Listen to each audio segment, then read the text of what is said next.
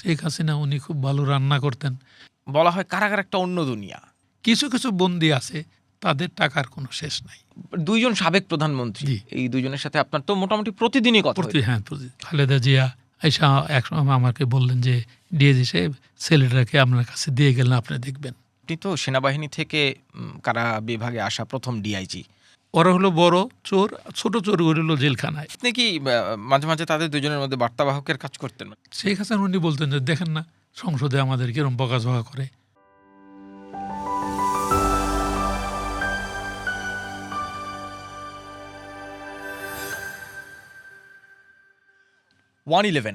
বাংলাদেশের রাজনীতিতে এই শব্দদ্বয়ের ব্যবহার 2007-8 সাল থেকে শুরু করে এখনো পর্যন্ত সমানভাবে চর্চিত। 111-এর সাথে -2 ফর্মুলা, এই শব্দটিও খুব বহুল চর্চিত হয়েছিল। সেই সময়ে বাংলাদেশের বড় দুই রাজনৈতিক দলের প্রধান শেখ হাসিনা এবং খালেদা জিয়া সাব জেলে ছিলেন। সেই সাব জেল সামলেছিলেন ডিআইজি প্রিজন্স তৎকালীন মেজর শামসুল হায়দার সিদ্দিকী। তিনি একই সাথে কেন্দ্রীয় কারাগারে অসংখ্য রাজনৈতিক ব্যক্তিত্বদের সাথে নিয়মিত যোগাযোগ করেছেন এবং গণমাধ্যমের সাথেও তার সম্পর্ক ছিল প্রতিদিনকার। আমাদের আজকের পডকাস্ট কথাচুলুকের অতিথি অবসরপ্রাপ্ত মেজর শামসুল হায়দার সিদ্দিকী। তার কাছ থেকে শুধু স্মৃতিচারণ না, কারাগার এবং কারাগারের আশেপাশের কারারক্ষীদের জীবনযাপন নিয়েও কিছু গল্প জানতে চাইব। এক অর্থে আজকের পর্বটি একটু স্মৃতিচারণমূলকই হবে। মেজর শামসুল হায়দার সিদ্দিকী, আপনাকে আমন্ত্রণ জানাচ্ছি। আপনাকে অশেষ ধন্যবাদ। জি, আপনি তো ইতিহাসের সাক্ষী। 111 বাংলাদেশের রাজনীতির জন্য একটা বড় মাইলস্টোন, সেটা পজিটিভলি বলেন আর নেগেটিভলি বলেন, যাই না হোক না কেন। এবং সেই সময় অনেক কিছু আপনার চোখের সামনে ঘটেছে। আপনি এত বছর ধরে সেগুলো অনেক গল্প করেছেন, অনেক গল্প হয়তো আমি নিশ্চিত এখনো করেন নাই। সেই গল্পে তো একটু যাব, তার আগে একটা জিনিস একটু জানতে চাই আপনার কাছে। কারাগার, বলা হয় কারাগার একটা অন্য দুনিয়া, কারণ কারাগারের বাইরে যে দেশে আমরা, যে নগরে কিংবা যে ভূমিতে আমরা বসবাস করি, এইখানে আমরা অনেক সার্ভাইলেন্সের মধ্যে থাকি, গোয়েন্দা সংস্থা থাকি, ডিজিএফআই, এনএসআই, এসপি, ডিবি। তো কারাগার এমন একটা জায়গা যেখানে শুধু কারা কর্তৃপক্ষ ছাড়া আর বন্দিরা ছাড়া আর কেউ থাকে না। বলা হয় সেইখানে হচ্ছে টাকায় সব মেলে, সেইখানে দুর্নীতির আখড়া, এবং সেই দুর্নীতি কখনো আইনের আওতায় আসে না, কারণ সেখানে কোনো চোখ নাই। এই কথাগুলো কি কারাগারের ক্ষেত্রে মিথ নাকি বাস্তব? আপনি তো চোখের সামনে দেখেছেন। জি, আপনাকে অশেষ ধন্যবাদ। দেখেন, আমি কারাগারে মোট চাকরি করি 3 বছর 7 মাস। 2005 সালে যাই, 6, 7, 8, 9-এর মাঝামাঝি চলে আসি। আমি তখনকার যা যা ঘটনা বলি, তখন এখনও এদের সাথে আমার যোগাযোগ আছে। আপনি যা এটা বলতেছেন, একসময় তারা কারাগার আসলেই খুব এত বেশি দুর্নীতিগ্রস্ত ছিল যেটা বলাই জন্য। এখনও দুর্নীতি যে নাই তা না, কিন্তু আগের চেয়ে অনেক কম, এটা আমি জোর গলায় বলতে পারি সবসময়। আপনার জানেন, তখন কারাগারে দুর্নীতি হওয়ার নানা ধরনের কারণও ছিল। যে বন্দি থাকার কথা 3,000, সেখানে আছে 14,000। এই যে বেশি থাকা, এই সুযোগটা কিন্তু কারারক্ষী এবং অনেক বন্দিও নেয়। বন্দির প্রচুর টাকা পয়সা আছে, আপনি যা বললেন কথা ভুল না। এখন ইদানিং ভিতর থেকে কথা বলার সুযোগ আছে, তখন কিন্তু টেলিফোনে কথা বলার সুযোগ ছিল না। এই যে টেলিফোনে কথা বলার সুযোগ করে দিত, দুর্নীতিটা তো সার্বিক অর্থে যে খালি জেলখানায় মধ্যে সীমাবদ্ধ আমাদের বাংলাদেশে তা না। এমন কোনো জায়গা নাই যেখানে দুর্নীতি হয় না বাংলাদেশে। তো শুধু জেলখানাটাই আসে, অন্যটা তেমন আসে না। কিন্তু এই যে কথা বলার জন্য সব জায়গাটাই আসে, কিন্তু জেলখানার যে দুর্নীতি কিংবা জেলখানার যে গল্পগুলো, যে জেলখানায় 1 কেজি গরুর মাংসের দাম 3 গুণ বেশি বাজারে যা পাওয়া যায়, একটা বেনসন সিগারেটের দাম নাকি বাজারে 10 টাকা হলে সেখানে 30 টাকা, মানে টাকায় কি সব মেলে? আসলে এটাই আপনারটাই বলি যে দেখেন, জেলখানায় আমি আমাদের ওই সময়কার ব্রিগেডের জাকিরের কথাটা বলি, আলাদা করে বলবো। আমি তখনকার কথা বলি। এই যে বললাম যে জিনিসপত্রের দাম বেশি, তা আমি যখন ওইখানে থাকতাম, আমার রুমটা ছিল জেলখানার পাশেই। তা আমি 24 ঘন্টার মধ্যে প্রায় 18 ঘন্টারও বেশি সময় জেলের ভিতরে থাকতাম। যার জন্যই আওয়ামী লীগের একজন সিনিয়র নেতা তখন বলছিলেন যে হায়দার সাহেব, আপনি মোট কতদিন যাবৎ জেলে আছেন? তা আমি বললাম যে 2 বছর না তখনকার সময়। উনি হিসাব করে বাড়িতে করে বললেন যে ও তাহলে আপনার 1 বছরের বেশি জেল খাটা হয়ে গেছে, মানে জেলের মধ্যেই ছিলেন, মানে উনি বললেন। এখন আমার জন্য সুবিধা ছিল, আমি কখনো কোনো বন্দিরে মানে বন্দি হিসাবে দেখি নেই। সবসময় গায়ে হাত দিয়ে বুকে নিয়েই কথা বলতাম, যার জন্য বন্দিরা আমার প্রতি খুব সদয় ছিল এবং কেউ আমাকে ওরকম ভয় পেত না, কোনো কিছু না। আমিও তাদেরকে ওই স্বাধীনতা দিয়েছিলাম তারা জানার জন্য। এখন এই যে দামের কথা বললেন, যখন দেখলাম ভিতরে খাওয়া দাওয়ার এত অসুবিধা, তখন ব্রিগেডিয়ার জাকির স্যারের নির্দেশে আমরা ক্যান্টিন করলাম। তো ক্যান্টিন করার উদ্দেশ্যটা হলো বন্দীদের সুবিধার জন্য, ওটা লাভের জন্য কোনো কিছু না। আমি নিজে বাজারে গেলাম, সাবান কিনে, উদাহরণ দিয়ে দিই যে 12 ডজন সাবান কিনলে 1 ডজন সাবান এমনিই দিয়ে দেয়। তখন এই 12 ডজনের দাম 13 ডজন দিয়ে আমি বললাম যে আমার কোনো লাভের দরকার নাই, আমার ঘর ভাড়া লাগে না, ইলেকট্রিসিটি লাগে না, কারো বেতন দিতে হবে না, তাহলে এই দাম কেন বাইরের চেয়ে বেশি হবে? কোনো জিনিসের দাম যেন বাজারে বাইরের চেয়ে বেশি প্রশ্নই ওঠে না। তখনকার কথা বলতাম তো, আপনি জিনিস দেখেন ওইভাবে কিন্তু দেওয়া হইলো। বন্দিরা যখন দেখলো যে আমাদের দ্বারা তাদের কোনো ক্ষতি হবে না, তখন বন্দির আস্থাটা কিন্তু বেশি আসতেছে। আমি মানে এখনও মনে হইলে মনে শান্তি পাই যে মনিহার বলে একটা সেল ছিল যেখানে 2500 বন্দি থাকতো একসাথে। তো একদিন রাত্রে 2:30টার সময় আমি ওর ভিতরে ঢুকলাম, ঢুকে আমাদের কারারক্ষীর বললাম যে তোমরা তালা মেরে দাও। তো ভিতরে রয়েছে রাত্রে 2:30 বাজে, ডিআইজি সাহেব, কোনো সিকিউরিটি নাই। এই সাহসটা আসে কোত্থেকে? আমি যখন সবার সাথে কথা বলি করি, হঠাৎ করে 2-1 জনের দেখলাম যে ওরা চুপচাপ বসে রয়েছে। রাত্রে 3টা বাজে। আমি বললাম, কী রে ভাই, তুমি এখানে বসে আছো কেন? বলতেছে, স্যার কোনো জায়গা নাই। আমি সাথে রাখি, জায়গা নাই মানে? তখনই ঘুরে দেখলাম যে পাশে কিন্তু 2-3টা রুম খালি আছে। ওই রুমগুলি ওই যে আপনি দুর্নীতির কথা বললেন যে তারা টাকা নেবে, টাকার বিনিময় রাখবে, ওইখানে বিভিন্ন ভাগ ছিল। এটা এখন না, এটা আগের কথা বলি যে কিছু টাকা আছে ডেপুটি জেলার নেবে, কিছু টাকা আছে জেলার নেবে, কিছু টাকা আছে ডিআইজি নেবে, কিছুটা আছে জেল সুপার নেবে এবং আইজির কাছে যাবে। ভর্তি যখন হয় তখন তো ওই বাণিজ্যের কোনো শেষ নাই। এত খাতগুলি আছে এবং এগুলি তারা খুব সুন্দরভাবে মেনটেন করে, নিজেদের মধ্যে কিন্তু কোনো গোলমাল হয় না। এত টাকা। এখন আপনি বলেন যে 14,000 বন্দি যদি আসে, কাগজ কলম নিয়ে হিসাব করেন যে 14,000 বন্দি যদি দেখা করতে আসে, প্রত্যেকের কাছ থেকে যদি 100 টাকা করে নেন, খালি দেখা সাক্ষাতের জন্য কত টাকা আসে? এবং আশ্চর্য হয়ে যাবেন যে রেশন, চাল, ডাল, তেল, এগুলি যখন সরকারি গোডাউন থেকে বের হয়, মনে করেন 10 ট্রাক আসবে, এই 10 ট্রাকের মালের 8 ট্রাক আগেই চলে যাবে অন্য জায়গায় বিক্রি করার জন্য, 2 ট্রাক মাল শুধু এখানে আসবে। কিভাবে সম্ভব? প্রতিদিন তাদের যে রেশন আছে হওয়ার কথা, মনে করেন 1 মণ চাল দেওয়ার কথা, ওইখানে দিতেছে তারা 20 কেজি। তো 20 কেজি কিন্তু রয়ে যেতেছে এবং 20 কেজি কিন্তু তাদের স্টকেই রয়ে যেতেছে। তো মাস শেষে দেখা যায় কাগজে কলমে কোনো রেশন নাই, কিন্তু স্টোর ভরাই রেশন রয়ে গেছে। এখন নতুন রেশন যখন আসবে তখন ওই রেশনটারে ক্যালকুলেট করে রাখতে বাকিটি বিক্রি করে দিতেছে, আর এখানে তো অর্ধেক রয়েই গেছে। এইটা এসে পুরা করতো। আমি খালি ঘটনাগুলি বলতাম যে টাকার কোনো শেষ নাই। এই জন্যই বললাম জেলখানায় টাকার কোনো অভাব নাই। এটা হলো বন্দিরা নেয়, কারারক্ষীরা নেয় বা ডিপার্টমেন্টে অন্যান্য নেয়। কিছু কিছু বন্দি আছে তাদের টাকার কোনো শেষ নাই। এরকম একজন আসছিল, আমাকে বলল যে ডিআই সাহেব, আমার কয়জন দেখাশোনা করে, ওদেরকে যে একটু যদি কিছু দিতে চাই। তা আমি বললাম, না, এগুলি নিয়মে নাই, এগুলি কোনো কিছু এরকম হবে না। পরে আমি তো ওখানে অ্যালাউ করিনি। পরে শুনছি যাওয়ার সময় প্রত্যেক কয়েকজনের নাকি এত পরিমাণ টাকা দিয়েছে যে মোটরসাইকেল কিনতে পারে একজন, কারণ তার টাকার কোনো শেষ নাই। আর এখন তো সিস্টেম অন্যরকম, মোবাইল আছে, ফ্লেক্সি করে দেব, বিকাশ আছে, তার এখানে আসতেই হবে না, এখানে কোনো টাকা।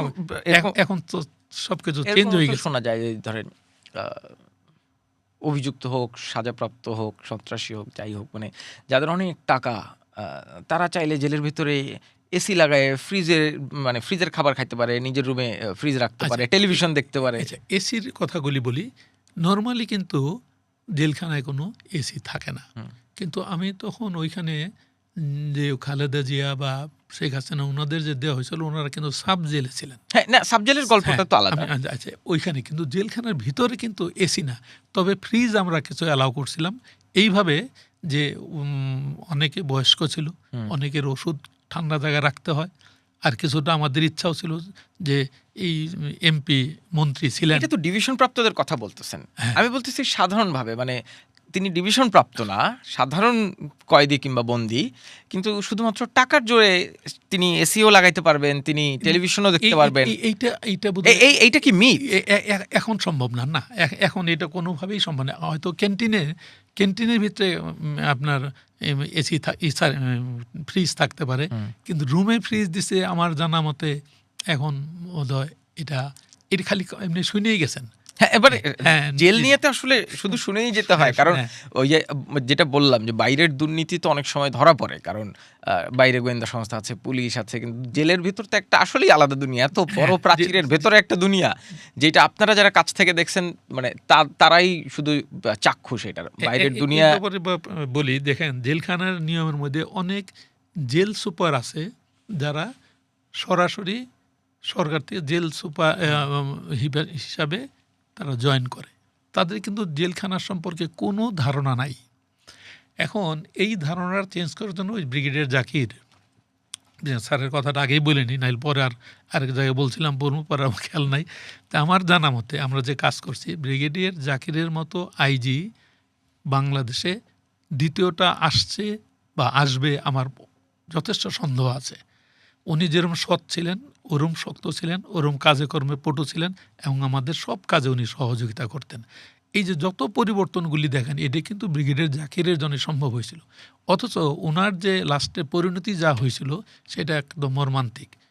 একদম তৎক্ষণাৎ ওনাকে ফোর্স রিটায়ারমেন্ট করে দেওয়া হইলো, ওনার পেনশনের টাকা আটকায় দেওয়া হয়েছিল, পরবর্তীতে পেনশনের টাকাটা দিছে, এবং আর অনেকটা অপমানজনকভাবেই কিন্তু উনি চলে আসছে। এটা কি কেয়ারটেকার গভর্নমেন্টের পর যখন আওয়ামী লীগ গভর্নমেন্ট ফর্ম করলো? জি, আমি এই জন্য বললাম যে অথচ এইখানেই ওনার পরে এমন লোকদের পোস্টিং দেওয়া হয়েছে, প্রমোশন দেওয়া হয়েছে যারা অযোগ্য, অথর্ব, যারা করাপ্ট, ওইরকম লোকদেরই পোস্টিং দেওয়া হয়েছে, তাদের প্রমোশন দেওয়া হয়েছে, তাদের এক্সটেনশন দেওয়া হয়েছে একাধিকবার। এটা দুঃখের কথা বল যে কীভাবে হয়। এবং এখন একটা কথা বলি, আপনি ডিআইজি এত কথা বললেন, ডিআইজি ঢাকা ডিভিশন আমি থাকা সত্ত্বেও যখন গভর্নমেন্ট চেঞ্জ হলো তখন কিন্তু ঢাকা জেলে ঢোকা আমার জন্য নিষেধ। আমি ডিআইজি ঢাকা। এই যে বললাম, এই জিনিসগুলি আসলে সবার জানার দরকার। এটা যে আমাদের উপর দিয়ে গেছে যাক, কিন্তু এখন যারা কাজ করে এদের উপরেও যদি এরকম আসে এটা খুব খারাপ। যাক, আপনাকে কখন নিষেধ করা হলো জেলে ঢোকার? এটা তখনও আপনি আপনার পোস্টিং ডিআইজি? আমি ডিআইজি প্রিজন এবং ডিআইজি ঢাকা। আমি সাথে 2 দিনের মধ্যে আমার পোস্টিং করে দিল আপনার যশোরে। যশোর থেকে আমি পরে অসুস্থ হয়ে ঢাকা যখন সিএমএইচে ভর্তি হলাম, তখন ওই আপনার বিডিআর পিলখানার হত্যাকাণ্ড হইতেছে। আমি এখানে সিএমএইচে দাঁড়ায় লাশগুলি আসতেছে, আমার 5টা কোর্সমেট মারা গেছে, তাদের লাশগুলি দেখলাম। এই যে অবস্থা। তো এগুলি তো ইতিহাস। যে কথা বলেন তো আমরা তো সব অন্যজনের কথা বলি, নিজেদের কথা কিন্তু অতটা বলি না। যে এগুলি মানুষের জানা দরকার। যে ব্রিগেডিয়ার জাকিরের কথা দেখেন, আমরা ওইখানে কম্বল ফ্যাক্টরির চুরিগুলি বন্ধ করলাম, ধরা হইল, কই পুরস্কার পাবে, কোথাও তার প্রশংসার হবে, একদম উল্টা। এটা হলো আমাদের দুর্ভাগ্য। আচ্ছা, পলিটিক্যাল গভর্নমেন্ট যখন ফর্ম করলো তখনকার আলোচনায় ঢুকবো, তারা একটু জানতে চাই, আপনি তো সেনাবাহিনী থেকে কারা বিভাগে আসা প্রথম ডিআইজি প্রিজন, আপনার যখন পোস্টিংটা হয় ইনিশিয়ালি আপনার কি মনে হয়েছিল? মানে আপনার বাহিনী তো কেউ কখনো ডিআইজি প্রিজন হিসেবে কাজ করে না, এই পোস্টিংটা কি আসলে আপনারা সেনাবাহিনীর একজন মেজর গিয়ে সেখানে কাজ করবে এই ইতিবাচকভাবে দেখতে পেরেছিলেন? হ্যাঁ, দেখেন, এটা সরকারের সিদ্ধান্ত, সরকার এভাবে নিয়েছে। আমি নিজেও তার আগে কোনো জেলখানা এলাকায় যাই নাই। আমি লোকজনদের বলে জিজ্ঞেস করে গেছি। তখন আমি মিশনে ছিলাম। মিশন থেকে আসার পথে আমি শুনলাম যে আমার পোস্টিং হয়েছে এখানে। তো এখানে মিশন থেকে আসলে কিন্তু সবাই ছুটি দেয়, আমার কিন্তু কোনো ছুটিও দিল না। বললো যে না, তুমি আগে জয়েন করো, তারপরে তোমার ছুটি তারপরে দেওয়া হবে। তা আমি যখন প্রথম গেলাম, লোকদের জিজ্ঞেস করে নিলাম যে ভাই জেলখানাটা কোন জায়গায়, কোন দিকে করে, পরে আস্তে আস্তে আমি গেলাম। ওইখানের একটা মজার ঘটনা বলিতে, আমার তো তখন কেউ চিনে না। গেলাম, অনেকক্ষণ যাবৎ দাঁড়ায় দেখতেছি কী হয়। তো একটা ছোট বাচ্চা ছেলে, সে আমার কাছে দৌড়ে আসলো, এসে বলতেছে, সে দেখতেছে অনেকক্ষণ যাবৎ দাঁড়ায় আছে, তার ধারণা যে আমার কেউ হয়তো যাবি না, বেরোবে। বলতেছে যে স্যার, স্যার বা আঙ্কেল কী বলো আঙ্কেল, ওই লোকটারে কয়টা টাকা দেন, এখন আমরা লোকটারে বাইরে করে দেবো, আপনি তো অনেকক্ষণ যাবত দাঁড়িয়ে আছেন। দেখেন এটা একটা বাচ্চা ছেলে বলতেছে, তার মানে আপনি তখনই ঘটনাটা বুঝতে পারতেছেন যে কীভাবে হয়। আরেকদিন আইজি ছিলেন ব্রিগেডিয়ার তৌফিক সাহেব, খুব ভালো মানুষ ছিলেন, ডাক্তার মানুষ, সৎ মানুষ, ভালো ছিলেন। ওনারে নিয়ে গেলাম, ওই যে খাবার দেয় না ভিতরে, যেই খাবার দেখ তার কাছ থেকে 70 টাকা করে নিবে। একদম তারা ফিক্সড করে ফেলছে। এখন আমি নিজে দিতেছি, ও কিন্তু চেনা না যে আমি ডিআইজি, আমি সিভিল কাভার পরা, আমার পিছনে আইজি, উনিও সিভিল কাভারে পরা, আমি দিতেছি, কারারক্ষী নিতেছে। ওই সময় আইজি হাত ধরছে, তারে আইজি হাত ধরছে যে কারারক্ষীর, যে 70 টাকা নিতেছে, আমি খাবার দিতেছি। আমরা ইতিহাসের কথা বলতেছি যে কিরকম করাপশনের জায়গা। তা 1000 লোকের খাবার প্রত্যেক দিন যদি 70 টাকা করে শুধু খাবার দেয়, তারপরে অন্যান্য সুযোগ সুবিধা তো আছে, যে কীভাবে করাপশনের কথা বলেন, এগুলি কিন্তু অবশ্যই বারবার বলি 2007-08-এর ঘটনা, পরবর্তীতে কিন্তু এগুলি ছিল না। তো এখন এখানে যখন আমার পোস্টিংটা হয়, আমি আসলাম এবং আমার নিজের থেকে আল্লাহর রহমতে মানে মনে কখনোই খারাপ আসে নাই, আমি আগ্রহ সহকারে কথা বলতাম। নতুন নতুন মহিলা কারাগারে ঢুকতাম, বন্দীদের সাথে কথা বলতাম। তারপরেই তো এই 1/11-এর ঘটনা ঘটলো, সবার সঙ্গে মিশে কথা বললে আমার নিজেরই কিন্তু ভালো লাগতো। অনেক জিনিস ঘটনা, একটু প্রথম দিকের ঘটনা বলি। ঢোকার পরে জেলখানার, আপনি যে বললেন যে আজব জায়গা, একদম আজব জায়গা, কিন্তু যারা গেছে ওরা কিন্তু মজা পেয়ে গেছে যে ভিতরে গেলে তো টাকা পয়সা রোজগার করার একটা স্কোপ আছে। এই জন্য আমি ঢোকার পরে সন্ধ্যার পরে আলাদা করতাম, যে একদম জীবনে প্রথম কারা জেলে আসছে আজকে। আর কিছু কিছু আসছে যারা ইতিপূর্বেও আসছে, যারা 2-3 বার আসছে, ওরা নিয়মকানুন সব জানে, কিন্তু যে নতুন প্রথম আসছে সে কিন্তু কিচ্ছু জানে না। তখন তাদের কাছে কথাবার্তা শুনে, তাদের কথাগুলি শুনে আমি মোবাইল দিয়ে তাদের সামনে বাবা মার কাছে টেলিফোন করতাম যে আপনার ছেলে, এমনও আছে যে ছেলে চলে আসছে, বাবা মা কেউ জানেও না, ছেলেরাও জানো না, ওয়াইফও জানে না, তাদেরকে টেলিফোন করে কিন্তু আমি বলে দিতাম যে উনি এরকম চলে আসছে, কাল সকালে আসবেন, দেখা করে নেবেন। তখন এই যে 2টা ভাগ করতাম না, জেলখানা কোনো বেচা কেনা হয়, এই কথা শুনছেন জেলখানায়, হ্যাঁ, এটা কিন্তু তখনকার ছিল, এখন নাই। তখনই যারা পুরানো 2-3 বার আরও আসছে, তারা কিন্তু জানে যে কার কাছে যোগাযোগ করলে কোন জায়গায় গেলে ভালো থাকতে পারবে, কয়জনের বেচা কেনা নতুন কি। আর কারাগারে লোকেরা করতো যে যাত্রী কয়জন, মানে কোনো জেলখানা পোস্টিং দিলে আগে খোঁজ নেয় জেলার সুপার যে প্যাসেঞ্জার কয়জন, মানে বন্দি কয়জন, যেখানে যত বন্দি বেশি ওখানে রোজগার বেশি, যেখানে টাকা বেশি, যেখানে বন্দি কম ওইটাতে কারো কোনো দেখবেন না। আপনি দেখবেন যে সমস্ত বন্দিতে জেলখানায় বন্দির সংখ্যা খুব কম, ওইখানে কিন্তু অত করাপশন নাই, যেখানে বেশি ওইখানেই কিন্তু এই সুযোগটা হয়। সবই কিন্তু তখনকার কথা। এখন আল্লাহর রহমে পরে ওই লাস্ট 3 জন আইজি যে আসছে, এখন ব্রিগেডিয়ার মোতাহার আছে, ব্রিগেডিয়ার মামুন ছিল, ব্রিগেডিয়ার আনিস সাহেব ছিলেন, তারা আইজি প্রিজন হিসেবে আসছিলেন, অত্যন্ত সৎ, ভালো। জেলখানায় সবসময় খেয়াল রাখবেন, যখন কোনো সৎ আইজি আসবেন তাকে সরানোর জন্য ভিতরের লোকে আছে, জেল ডিপার্টমেন্টের লোক, কারণ তারা করাপশনটাগুলি বন্ধ করে দেয়। আর একটা কথা আমি বারবার বলতাম, আজকেও বলি, এই স্বরাষ্ট্র মন্ত্রণালয়ের আন্ডারে কিন্তু জেলখানা, মন্ত্রণালয়টা হলো সবচেয়ে বড় চোর। এটা আমি তখনও বলছি, আমি যখন ছিলাম তখনও বলছি, এখনও বলি, এই মন্ত্রণালয়টাই যদি ভালো হয়, আপনি জেলখানার করাপশন দেখবেন অর্ধেকের বেশি কমে গেছে। ওরা হলো বড় চোর, ছোট চোর হলো জেলখানায়, এরা সবসময় যোগাযোগ করে। আমি এমনও শুনছি যে একটা পর্যায়ে মন্ত্রণালয়ের লোক তারা কখনো ডলার ছাড়া ঘুষ নিত না, এবং একজন আইজির কথা নাম বলবো না, উনিও ডলার ছাড়া নিতেন না। এগুলি এই যে প্রকাশ্যে বলতেছি, জানিয়ে দিয়ে বলতেছি, এই কথা কখনো দেখবেন না কেউ প্রতিবাদ করতেছে, কারণ করার নাই। এই জন্য বারবার বলতাম। আবার জেলখানায় এমনও মন্ত্রণালয়ে এমনও একজন ভদ্র মহিলা ছিলেন, হিন্দু, তার সঙ্গে আমি দেখা করতে চাইছিলাম, কারণ উনি অত্যন্ত সৎ ছিলেন, ভালো যে এরকম একটা সৎ মহিলা আসছে, হিন্দু মহিলা, দেখা করি। পরে আর দেখা করতে পারিনি, পোস্টিং চলে গেছে। কিন্তু বেশিরভাগ ক্ষেত্রে আপনার দুর্নীতিটা হয় মন্ত্রণালয়ের আন্ডারে। জেনারেল জাহাঙ্গীরের নাম শুনছেন না, যে স্বরাষ্ট্র উপদেষ্টা, উনি কিন্তু আমাদের প্লাটুন কমান্ডার, আমরা প্রথম থেকেই চিনি।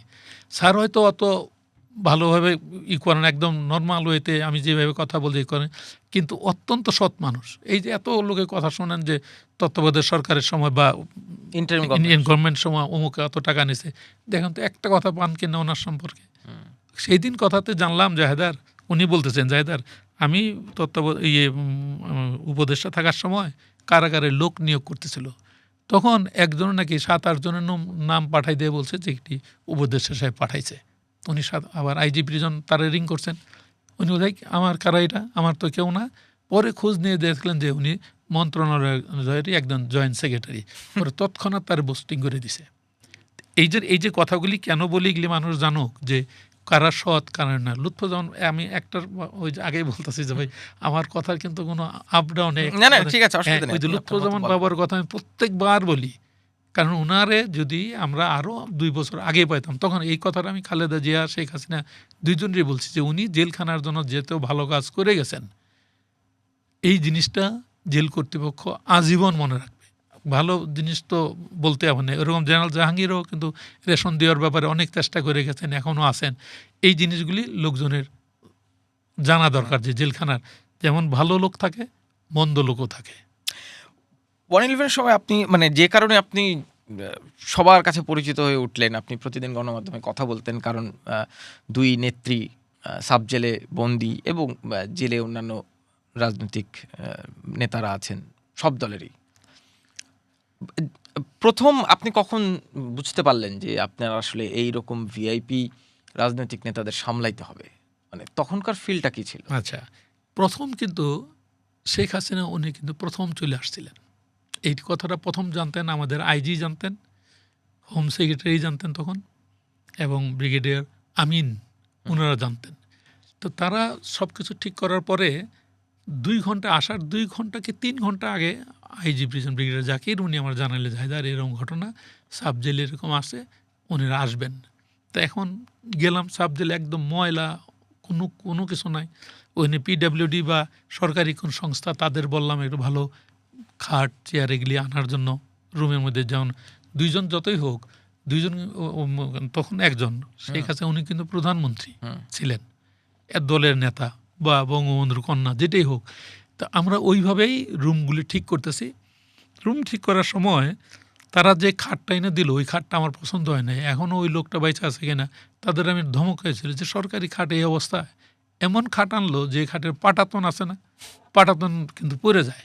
তখন আমি তাড়াতাড়ি, ওই সময় তার সময় নাই, আপনার কিছু ইট দিয়ে রাখলাম নিচে, প্রধানমন্ত্রী থাকবেন নিচে কিন্তু ইট দেওয়া। এইটাই পরবর্তী বলছে, ধারণা করে বলছে যে তার আমরা ভাঙা খাটে রাখছি। এই কথাটা শেখ হাসিনা উনি নিজেও ওনার একটা বইয়ের মধ্যে লেখছে যে শুনছি ডিআইজি প্রিজন উনি আমার ভাঙা ঘাটে রাখছিলেন। পরে এটা নিয়ে আর ওনার ভাঙায় কথা বলার হয় না, যখন আমি জানলাম। কিন্তু আসলে এই মাপের কোনো বন্দির সঙ্গে কারা কর্তৃপক্ষ কখনোই এমন কোনো আচরণ করে না যেটা তার করা উচিত না। আমরা ওই সম্মান দিয়েই করা হয়। কারোর সঙ্গে যদি আপনার কোনো অন্যায় আচরণ বা ওইরকম করা হয়তো, এতদিনে নিশ্চয়ই কোনো না কোনো কথা শুনতেন যে তার প্রতি পক্ষপাত করা হয়েছে। এখন ওই যে যখন উনি আসলেন ওই প্রথম, কিন্তু তারপরেও কিন্তু আমরা অ্যালাউ করলাম যে ওনার বাসার থেকেও তোষক না, বালিশ চাদর এগুলি কিন্তু আমরা পরে অ্যালাউ করলাম, রুম টুম পরিষ্কার করে দিলাম। প্রথমে রুমটা তো পরিষ্কার ছিল না, মূলত আমরা অতটা সময়ও পাইনি, হঠাৎ করে নিয়ে এসে বসতে।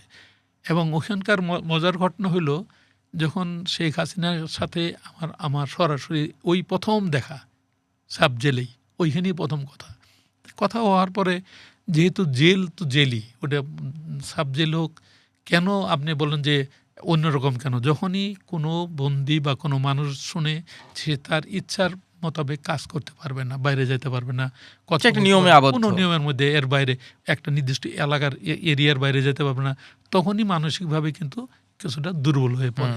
আর যারা সচরাচর আসে তাদের কাছে কোনো কিছু ওই আসে যায় না। তাই ওইখানকার মজার ঘটনা হইতেছে, তার আসার কিছুদিন পরেই কিন্তু বেগম খালেদা জিয়া আসছে। তো ওনাদের রুম দুইটা কিন্তু, বাসা দুইটা কিন্তু খুব একটা দূরে না, পাশাপাশি। তখন সামনাসামনি দেখা যেত ওই বিল্ডিং। তা আমাকে শেখ হাসিনা বলতেছে যে আচ্ছা ওইটা যে পরিষ্কার করতেছেন, ওখানে আবার কারে আনবেন? তাই আমি বললাম যে উনি তো আসতেছেন। তখন বলছে ওনার যে একদম নতুন ঘর দিলেন, আমার পুরনটা দিলেন। আমি বললাম আপনি তো আমার সঙ্গে আবার খুব নর্মাল হইতে, কোনো রাগারাগি না। না আপনি তো কোনো সময় দিলেন না, হুট করে আগে চলে আসলেন আপনি। পরে আমি ওইখানে দুইজনের দেখা না, ওই জন্য একটা ওই যে বাঁশের বেড়ার মতো থাকে না, টান দিলেন এরকম একটা লাগাই দিলাম। তখন বললো যে এইটা লাগাইতেছেন কেন, আমাদের মধ্যে দেখাবো, আপনার কি? আমি কিন্তু যাওয়ার সময় ওনার সঙ্গে দেখা করে যাব। শেখ হাসিনা বলতেছে, তা আমি নর্মাল কথা জানি, আপনাদের যদি এতই ভালো সম্পর্ক থাকতো তাহলে তো এই অবস্থারই সৃষ্টি হইতো না। মানুষ তো অন্য দুইজনে বাইরে অ্যাটলিস্ট দুইজনে মিলে একটা ছবি তুললেন, তাও লোকজন বুঝবো যে না আপনাদের মধ্যে খুব মিল ছিল। মানে ইনফরমাল ওয়েতে আমি কিন্তু অনেক কথাই বলতাম, এবং তখন এটাও বললাম যে আপনারা কেন মিলেমিশে থাকলেন না। শেখ হাসিনা উনি বলতেন যে দেখেন না সংসদে আমাদের কিরম বকাঝকা করে। আবার একই প্রশ্ন কিন্তু আমি আবার খালেদা জিয়ারও বলছিলাম আসার পরে, যে আপনারা কেন মিলেমিশে থাকলেন না এটা। তখন বলে দেখেন আমাকে বহুত চেষ্টা করছে, আমি তো আমার ছেলের বিয়েতে দাওয়াত দিছি, নিজে রিসিভ করে আনছি, ওনারা তো আবার অন্যজনের কথা ছাড়া নড়েন না। এটা হলো খালেদা জিয়া বললো।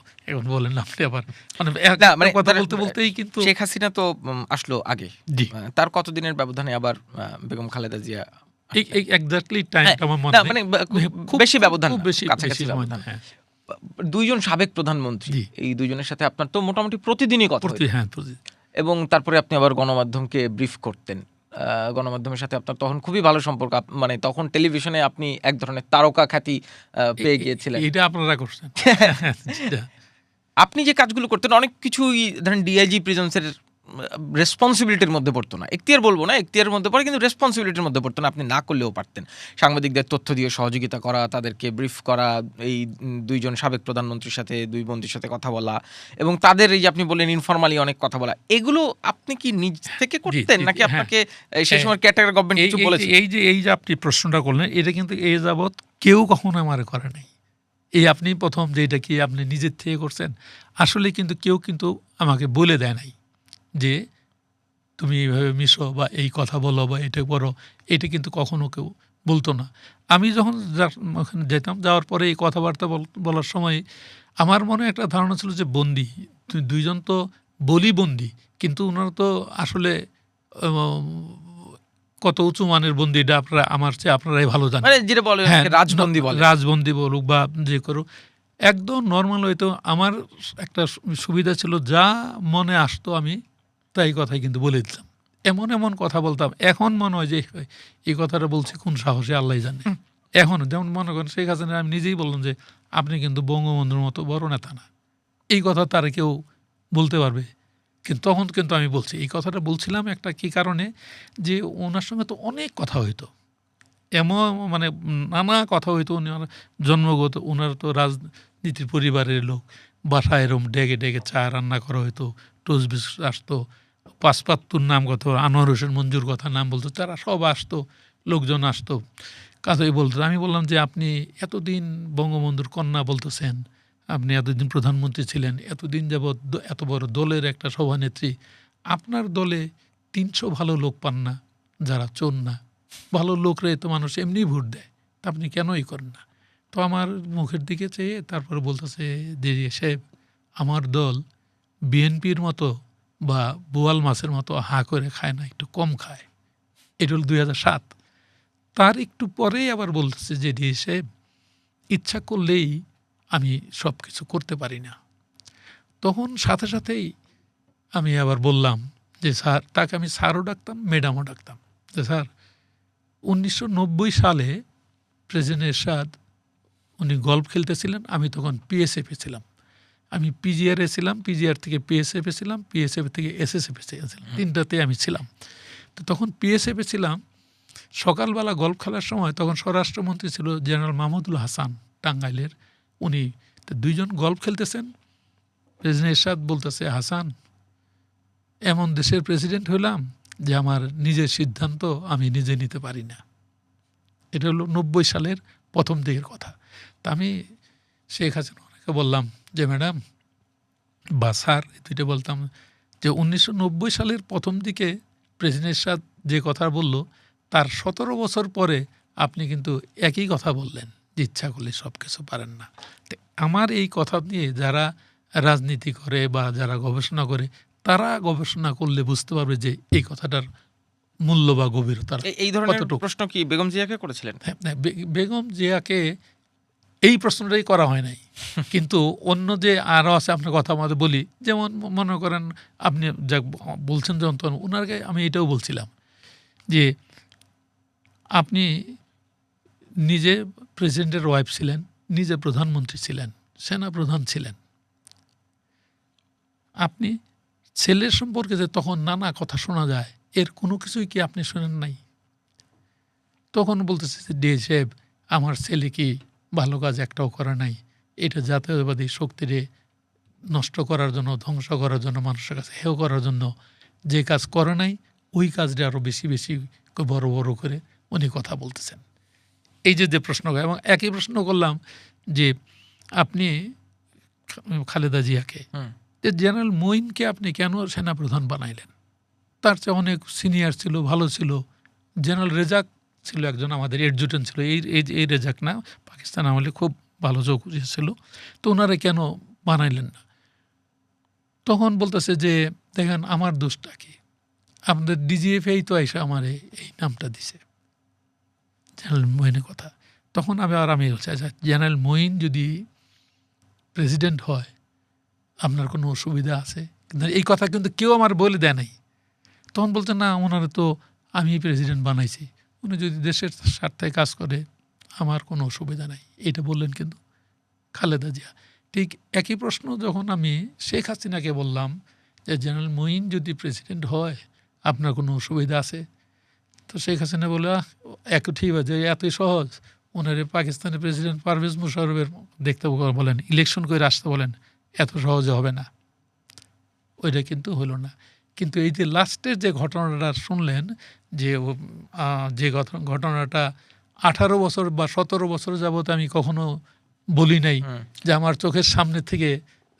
আমি এই প্রশ্নটা করতামও যে আপনি বলছিলেন যে তারা তো সাব জেল হোক না জেল, তো জেল, সেইখানে একটা নির্দিষ্ট নিয়ম নীতির মধ্যে বন্দীদের থাকতে হয়, কিন্তু শেখ হাসিনা একবার সেই জেল থেকে বেরিয়ে গিয়ে জেনারেল মঈনের সাথে দেখা করেছেন। এটা জেনারেল মাসুদ উদ্দিন চৌধুরী অ্যারেস্ট হওয়ার পর তিনি এটা বলেছেন। এটা সত্য? হ্যাঁ, না এটা সত্য।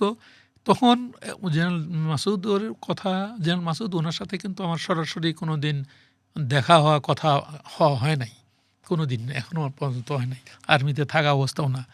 ওনার পরবর্তীতে যখন পত্রিকায় দেখলাম তখন আমি নিশ্চিত হলাম যে ঘটনা কিন্তু সত্য। এই কারণেই, কারণ যেদিন রাত্রে শেখ হাসিনা জেলখানাতে বের হয়ে যায়, ডিজিএফআই নিয়ে যায়, তারা পরচুলাপুরে আসলো, ব্রিগেডিয়ার আমিন উনিও আসলেন। উনি এসে আমার বললেন যে হায়দার, তোমার আইজি প্রিজন জানে, সেনাপ্রধান উনিও জানে, উনি পাঠাইছেন, আমরা তারে নিয়ে যাব, আবার ঘন্টাখানিক পরেই দিয়ে যাব, তুমিও সঙ্গে যাবা কিনা? তা আমি বললাম না আমি সঙ্গে যাব না। তা আমার একটু ভুল হয়েছে, জিনিসটা যেন জাকিরকে জানানো উচিত ছিল, স্যার এত বড় ঘটনা, এটা কিন্তু ভুল হয়েছে। কিন্তু আইনগতভাবে দেখতে গেলে কিন্তু আরও ভুল। আইনগতভাবে ওইভাবে রাত্রে ওইভাবে নেওয়া যাবে না। হ্যাঁ, রাত্রে আমরাও বন্দি নিয়ে যাই, যদি ডাক্তারখানা নিতে হয়, কোনো ট্রিটমেন্টের জন্য নিতে হয়, ওইটার তরিকা আলাদা, লোকজন থাকে। কিন্তু উনি বাইরে গেলেন। এখন জেনারেল মাসুদের কথাতে শোনার পরে আমি নিশ্চিত হলাম যে ওই দিন রাতে যে বাইরেই গেছিলেন, ওটা তো আমি নিজেই জানি। আসলে কোথায় গেছিলেন, কার সঙ্গে কথা বলে আসছেন, ওইটা এই 18 বছর পরে নিশ্চিত হলাম। কথা কিন্তু সত্য। যখন তিনি বেরিয়ে যান, তাকে আপনি বেরোতে দিলেন কেন? মানে আপনাকে কে আদেশ দিয়েছিল? এখন তখন দিলাম যেন সেনাপ্রধানের নামটা বলছে, এবং ব্রিগেডিয়ার আমিন উপস্থিত, উনি গাড়ি নিয়ে আসছেন অপরাধ করা, ওই জন্য। এবং ওইখানে কিন্তু মাঝে মাঝে গহর রিজভি আছে, যিনি ছিলেন ওই যে পররাষ্ট্র উপদেষ্টা ছিলেন, উনিও কিন্তু গোপনে আসতেন। এই কথাগুলো কিন্তু আমার বাইরে খুব একটা বলতাম না, যে আসতেন, দেখা করে চলে যেতেন। এখন একটার সঙ্গে মনে করে এই যে 111-এর কথাই যখন তুলছেন, তখন আমাদের জেলখানায় তখন আর্থ ফাউন্ডেশনের নাম শুনছিলেন, খালেদ ভাই একজন ছিলেন, ওনার সঙ্গে নানা কথাবার্তা হইতো, নানা কথাবার্তা এরকম হইতো। এই কথাটা কেন বলতেছি, যে নানা কথা শুনলাম আমি। শেখ হাসিনা ওনাকে বলছিলাম যে আপনি মানে শেখ হাসিনা, আপনি ইন্ডিয়া এবং আমেরিকাকে কথা দিছিলেন যে তেল গ্যাস দিবেন, কিন্তু ইলেকশনের পরবর্তীতে জেতার পরে আপনি কিন্তু তেল গ্যাস দেন নাই। না দেওয়ার কারণে আমেরিকা আর ইন্ডিয়া ওরা বিএনপির সাথে যোগাযোগ করে, বিএনপিও বলছিল তেল গ্যাস দেবে, রাতারাতি ইলেকশনের রেজাল্ট অন্যরকম হয়ে গেলো, বিএনপি জিতে গেল, বিএনপি ক্ষমতায় আসলো পরবর্তীতে। কিন্তু শেষে বিএনপিও তেল গ্যাস কিন্তু ইন্ডিয়া আর আমেরিকা দেয় নাই। তখন ইন্ডিয়া এবং আমেরিকা তারা সিদ্ধান্ত নিছে যে যাদের জনগণের কাছে জবাবদিহিতা করতে হয় এমন কোনো সরকার আসলে তেল গ্যাস দিবে না। কাজেই এমন একটা সরকার আনো যে সরকারের জনগণের কাছে কোনো সরাসরি জবাবদিহিতা করতে হবে না। যারই ফলশ্রুতিতে 1/11 হইল। এই যে 2 বছর চলে গেল, এখন ভিতরে আপনারাই জানেন যে কি করলেন বা কোনটা কি হইতেছে আপনারাই ভালো জানেন। তো শেখ হাসিনা আমার বলে এটা আপনি কার কাছে শুনলেন? আমি না, তা তো বলবো না। একই প্রশ্ন কিন্তু আমি আবার খালেদা জিয়াকেও জিজ্ঞেস করছিলাম। উনি বললেন যে আপনি কার কাছে শুনছেন? আমি তো আর বলি না। কিন্তু এই যে 1/11 ঘটনাটা যে আসলো, এবং আপনিও খেয়াল করে দেখবেন যে অনেক সময় কিন্তু শেখ হাসিনা বক্তৃতাতেও বলছেও যে আমরা তেল গ্যাস দিই নাই দেখে আমাদের ক্ষমতায় আসতে দেওয়া হয় নাই। কিন্তু আপনি যে দুইজনেরই এই অভিযোগটা করলেন, দুইজন কি এটা মেনে নিল? মানে তারা খালি জিজ্ঞেস করলো যে আপনি এটা কার কাছে শুনছেন? তা আমি আর বলতেন না, তা তো আর বলা যাবে না। মানে তারা কেউ বিরুদ্ধাচরণ করে নাই? এটা বললো না। আর এটার মধ্যে অন্য কোনো কথা আর দুজন কেউ বললেন না।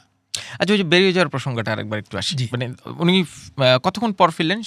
প্রায় ঘন্টা 2-2.5 এরকম এক্স্যাক্টলি মানে, কিন্তু বেশ ওই সময়টা কিন্তু আমি বেশ অস্বস্তিতে মধ্যে। কারণ এই যে গেল, কারণ আমি তো 75 সালের ঘটনাও জানি, যে 75 সালের ঘটনা শুনছেন যে রাত্রে যখন আসলো 3 নভেম্বর জেল হত্যা দিবসে, এটা একদম পুরো আইন বিরুদ্ধ। কোনো এখন যদি আইনগতভাবে ধরে এটার জন্য আমারও ধরতে পারে যে না তুমি কেমনে চাল্লা, কোন আইনে 100 বার শেয়ার করে এটা ভুল হয়েছে। কিন্তু উনি ফেরার পর আপনি তো এমনি অনেক কথা বলতেন, ফেরার পর আপনি কি জিজ্ঞেস করেন নাই যে কোথায় গিয়েছিলেন? বা তার ওই সময় জিজ্ঞেস করার পরে, কারণ রাত্রে যখন আসলো তখন আর ওইটা নিয়ে আমি আর কোনো কথা বলিনি, যে ভাই দিয়ে গেল। এবং এই যে পিছনের এমনি কথা বললেন, কথার মধ্যে আরেকটা কথা বলি। আপনাদের খেয়াল আছে যে এখনকার বর্তমান যে প্রধানমন্ত্রী তারেক রহমান সাহেব, উনাকে কিন্তু একবার ঢাকা জেল থেকে কাশিমপুর জেলে নিয়ে যাওয়া হইল। কাশিমপুরে জেলেও নেওয়া হইল কিন্তু গোপনে। আপনাদের সমস্ত সাংবাদিকরা ঢাকা জেলখানার গেটের সামনে বসা। এখন কিভাবে নিব, আমার আদেশ যে ওনারে ওইখানে নিতে হবে। ওইখানে সাব জেল থেকে কিন্তু আপনার খালেদা জিয়াও যাবেন ওই কাশিমপুর জেলে। তো এখন তারেক রহমান সাহেব নেওয়ার জন্য নানা ফন্দি ফিকির করি, যে সাংবাদিক তো সব বসে আছে।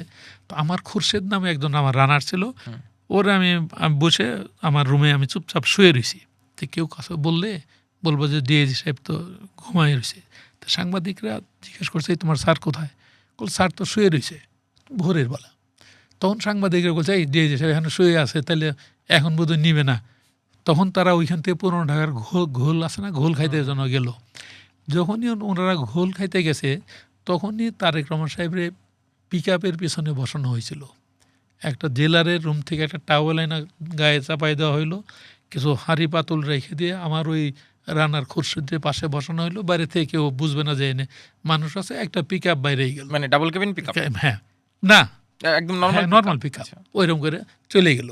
তো এই যে চলে গেল, তারা মনে করছে যে খাবার টাবার হাঁড়ি পাতে লিড়ে যেতেছে। সামনে ওইখানে আমি আর গুলজার, ওই র্যাবের ছিল কর্নেল গুলজার।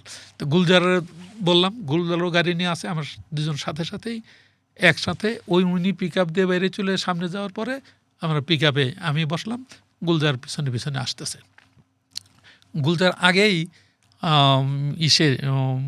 লোকেশনটা সম্ভবত সিএমএইচ বা অন্য কোথাও ওখানে গাড়ি নিয়ে দাঁড়ায় আছে। আমরা যখন পিকআপ নিয়ে যাই, ট্রাফিক সিগন্যালে দাঁড়াইতেছে, তারেক রহমান সাহেব পিছনে বসা, আমি সামনে বসা। লোকজন কেউ কিন্তু আর কিছু বুঝতেছেন না যে কি এই ভিতরে কে আছে না আছে। আস্তে আস্তে করে কিন্তু আমরা যখন সিএমএইচে ঢুকলাম, সিএমএইচে ঢুকার পর গুলজারের গাড়িতে ওইখান থেকে সরাসরি চলে গেলাম আপনার কাশিমপুরে জেলে যাওয়ার পরে কিছুক্ষণ পরে খালেদা জিয়া আসলেন। তারাও কিন্তু সাব জেল থেকেই নিয়ে গেলেন, ওই ডিজিএফআই লোকরাই গোপনে নিয়ে গেলেন ওইখানে। যাওয়ার পরে তারেক রহমান সাহেবের সাথে বেগম খালেদা জিয়ার কাশিমপুরে দেখা হইলো, ঘন্টা 2 মতো আলোচনা হইলো, নানা কথাবার্তা বললেন। তখন খালেদা জিয়া আইসা একসময় আমাকে বললেন যে ডিএজি সাহেব ছেলেটাকে আপনার কাছে দিয়ে গেলেন, আপনি দেখবেন। মানে তখন এই কথা এর জন্য। তারপরে তো উনি আবার সাব জেলে চলে আসলেন। তারেক রহমান সাহেব একদিন কাশিমপুর জেলে ছিলেন ওইখানে, তারপরে আবার পরবর্তীতে ঢাকা জেলে আসছে। তার এর কথা যখন আসবে তখন আমি তারও বিস্তারিত এই 111-এর কথা বলার কারণে যখন কোনটা বলি হয়তো আগেরটা পরে বলতেছি, পরেরটা আগে বলতেছি। দুই নেত্রী, দুই সাবেক প্রধানমন্ত্রী, ওই সময় তো একটা শব্দ খুব পরিচিত ছিল, -2 ফর্মুলা।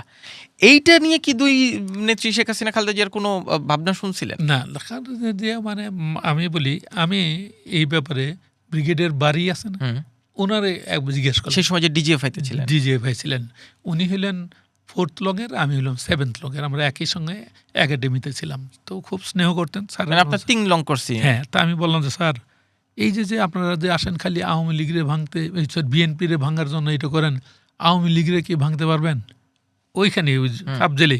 তোমরা না না না, ওইটা হইতেছে, ওইটাও ভাঙবে, ওইটাও ভাঙবে। এটা হলো ব্রিগেডের বাড়ির কথা। যে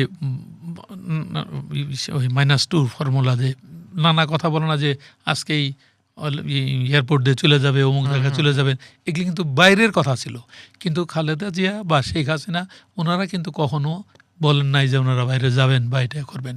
ট্রিটমেন্টের জন্য যখন নানা হয়তো তখন কিন্তু দুজনের খোঁজ নিতেন। আমি কথার মধ্যে এমনি বলি যে শেখ হাসিনা উনি কিন্তু চোখের প্রবলেম ছিল, ওনার কানের প্রবলেম ছিল। তো একদিন খালেদা জিয়া উনি আমাকে বললেন যে আচ্ছা, এই যে আমরা পত্রিকায় দেখি বা শুনতেছি ওনার অসুস্থ, তো ওনার ভালো ট্রিটমেন্ট করান না কেন? এটা খালেদা জিয়া বলতেছে। তা আবার খালেদা জিয়ার মা যখন মারা গেলেন, তখন যখন শুনলেন যে তার কারোর সঙ্গে কারো দেখা হয় নাই, প্রথমে কোকো দেখা করে আসলেন, তারেক রহমান সাহেব দেখা করে আসলেন, পরে খালেদা জিয়া গেলেন, কারোর সঙ্গে কারো যখন দেখা হইলেন না, তখন শেখ হাসিনা আবার আমার বললেন যে আপনারা কেন দেখা করাইলেন না কেন? হাজার হইলেও তো মা। আমি দেখা করার ঘটনাটা পরে বিস্তারিত বলি যদি মনের জন্য। এই যে খোঁজ নেওয়া, দুইজনের খোঁজ নিতেন, তখন দুইজনেই কিন্তু আবার খুব ফুল পছন্দ করতেন। আমার একটা মালি ছিল বিডিআর লতিফ, ওরে দিয়ে ফুলগুলি আনতাম। শেখ হাসিনা উনি খুব ভালো রান্না করতেন। তখন শোয়েব আর মামুন নামে দুজন, একজন আর্মি অফিসার, একজন এয়ারফোর্স অফিসার, এনারা একসময় শেখ হাসিনার সিকিউরিটিতে ছিলেন। তাদের কাছে শুনছি যে উনি খুব ভালো গরুর মাংস রান্না করে। ওই জন্য একদিনই বললাম যে ম্যাডাম আপনি নাকি খুব ভালো গরুর মাংস রান্না করেন, তো এখন তো আর রান্না করতেছে না। করলে আমি তো আপনার বারবার বললাম, আপনি তো রান্না করার সুযোগ দিলেন না। তাই বললাম যে ম্যাডাম, রান্না করার সুযোগ দিলে ক্ষুধায় করে কোনো একটা অঘটন ঘটলে আমার কোনো উপায় থাকবে, আমি কোনো করতে পারবো। যখন মজার ঘটনাটা হইলো, লাস্টে যেদিন শেখ হাসিনা চলে যাবেন, আমি আগে বলি, তো তখন আমি বললাম যে ম্যাডাম আপনি যে এখন চলে যাবেন, আমার জেলখানার ইম্পর্টেন্স তো এখন কমে যাবে। তখন বলতেছে আপনি কি যান, সারা বছর আমি জেলেই থাকি। তো তখন আমরা আবার তারে নিয়ে ঘুরে ঘুরে দেখলাম যে আপনি কোথায় ছিলেন, এই দিকটা আপনি দেখে যান। তো ওনার একটা থাকার রুম, একটা খাওয়ার রুম, একটা পড়ালেখা, উনি কিন্তু অনেক বই এটি পড়তেন, এবং ওইখানে অনেক গাছপালা থাকার কারণে অনেক পাখি আসতো, কিছু বানর যেত, উনি কিন্তু পাখিটা ওনাদেরকে খাবার দিতেন সবার ইয়ের জন্য, মানে ইয়ের জন্য নানা কথা। এবং বিভিন্ন সময় ডিজিএফআইরা ওনারা দুইজনেই খেতে, খালেদা জিয়া শেখ হাসিনা দুইজনেরই কথা রেকর্ড করার চেষ্টা করতেন। এগুলি আবার আমরা ব্যক্তিগতভাবে চাইতাম যাতে এগুলি রেকর্ড না হয়। দুইজনই আবার আমার খুব বিশ্বাস করতেন, খুব বিশ্বস্ত ছিলেন। যখন ওনারা আমার মুখের দিকে চাই থাকতেন, আমি আগেই বলতাম যে ম্যাডাম কথাবার্তা সাবধানে বলে নেন, কিন্তু এরকম হবে। তো কাজে ওনারা আমার মুখের দিকে চাইতেন, আমি একটু ইশারা করলে উনি একটু দূরে সুরে কথা বলতেন যাতে রেকর্ডটা না হয়। এটা খালেদা জিয়া বলেন, শেখ হাসিনা বলেন, তারা দুইজনই করতেন, এবং দুইজনই তখন ওই বিশ্বাসটা বা আস্থাটা আমাদের উপর রাখছিল। কারণ আসলে দুইজনের যে বন্দির কথা বলি, কিন্তু দুইজনের প্রতি কারা কর্তৃপক্ষ যতটা সম্মান দেখায় যেভাবে করছে, যার জন্য ওনারা কখনোই কারা কর্তৃপক্ষের উপরে কখনো মনক্ষুণ্ণ বা রাগান্বিত এরকম হওয়ার আমার মনে এরকম কোনো সুযোগ নেই। তাদের মধ্যে তো কখনো দেখা হয় নাই না, তাদের মধ্যে সরাসরি কখনো দেখা হয় নাই, কিন্তু রান্নাটা হয়তো এক জায়গায় একই খাওয়া, কিন্তু দুইজনেই খাইছে। দুইজনে কিন্তু খুব সাধারণ খাইতেন। শেখ হাসিনা উনি খুব ছোটো মাছ নর্মাল খাওয়া পছন্দ করতেন। খালেদা জিয়া খালি পেঁপে, পাকা পেঁপে এটি খাইতেন। ওনাদের বাড়তি কোনো চাহিদা বা এমন কোনো কিছু ছিল না। বরঞ্চ ঈদের সময় আমি নিজেই জেলখানার যে খাবার ওইটাও দিতাম, দিয়ে বলতাম যে ম্যাডাম আমরা জেলখানার খাবারটা এই কারণে দেই, তাহলে পরে আপনি বাইরে যখন বলবেন যে না জেলখানাতে কোনো খাবার দেয় নাই, তখন আপনি বা আপনার দলের লোকেরা বলবো যে আমরা খাবার না পাঠাইলে আমাদের নেত্রী না খায় থাকতো। এই জন্য আমরা জেলেরটাও দিতেছি আর আপনার বাইরের থেকে এটা আসছে। ওনার বাইরের যে খাবার আসতো, ওইখানে ডাক্তার ছিল, ডাক্তার সুরাইয়া বুলবুল, খুব ভালো ছিলেন, দুইজনের সঙ্গেই খুব ভালো ছিলেন। পরবর্তী ডাক্তার সুরাইয়া বুলবুল নিয়ে প্রধানমন্ত্রী অফিসেও চাকরি করছেন, দুইজনেই ভালো ছিলেন, বিশ্বস্ত ছিলেন। এই যে রান্না করতো, রান্নার ব্যাপারে এইটার ব্যাপারে কারো কোনো কমপ্লেন বা অন্য কোনো রকম কিছু আসতো না। মানে আপনি কি মাঝে মাঝে তাদের দুজনের মধ্যে বার্তাবাহকের কাজ করতেন? মানে আমি বলতাম দুজনেই সালাম দিত, দুইজনই কিন্তু দুইজনের আবার সালাম দিতেন, করার কথা বলতাম যে করার, তাহলে ওই যে ওই কথা বললো কেমন যে ওনাদের কেন রাখেন না, এটা বলছে। ওই যে আমি বললাম দুইজনে মিলেমিশে কেন থাকলেন না, এই যে কথা বলতাম করার। জেলখানা এটার জন্য অনেকে এমনি মুখের মধ্যে তাইলে তারা জেলে থাকলেই ভালো থাকে, মিল থাকে, এটা মানুষের কথা ছিল। কিন্তু আমি তো তখন দেখেন একজন ডিআইজি মেজর, কোনো একটাই নাই, কিন্তু এটা আল্লাহর অশেষ রহমত যে দুইজনের কেউই আমার কাজের প্রতি বা এর দিকে কোনো মনোক্ষুণ্ণ হন নাই। এবং একই সঙ্গে যত মন্ত্রী এমপিরা ছিলেন তারাও কিন্তু আমার প্রতি খুব সন্তুষ্ট ছিলেন। এবং এই যে ঘটনা বলার বোধে আপনার কাজী জাফর বোধে একজন জাফরুল্লাহ সাহেব, ওই যে ভাঙ্গা বা ফরিদপুরের, উনারে একবার ঠিক হইল যে ওই জেলখানাতে কথা শুনে না, জেল গেটে আবার অ্যারেস্ট করছে। তো এরকম একটা কথা শুনলাম, আমি যখন শুনলাম যে ওনাকে আবার অ্যারেস্ট করবে, আর আমি নিজে চাইতেছি যাতে আর অ্যারেস্ট করতে না পারে। তখন লালবাগ থানার যে ওসি ছিলেন উনি একটু চাকমা টাইপের ওইরকম ছিলেন, নামটা ভুলে গেলাম। তো আমি চাইতেছি যাতে আর অ্যারেস্ট করতে না পারে, এই জন্য ওসি সাহেবের সঙ্গে ডাকতে নিয়ে আমি কথা বলতেছি।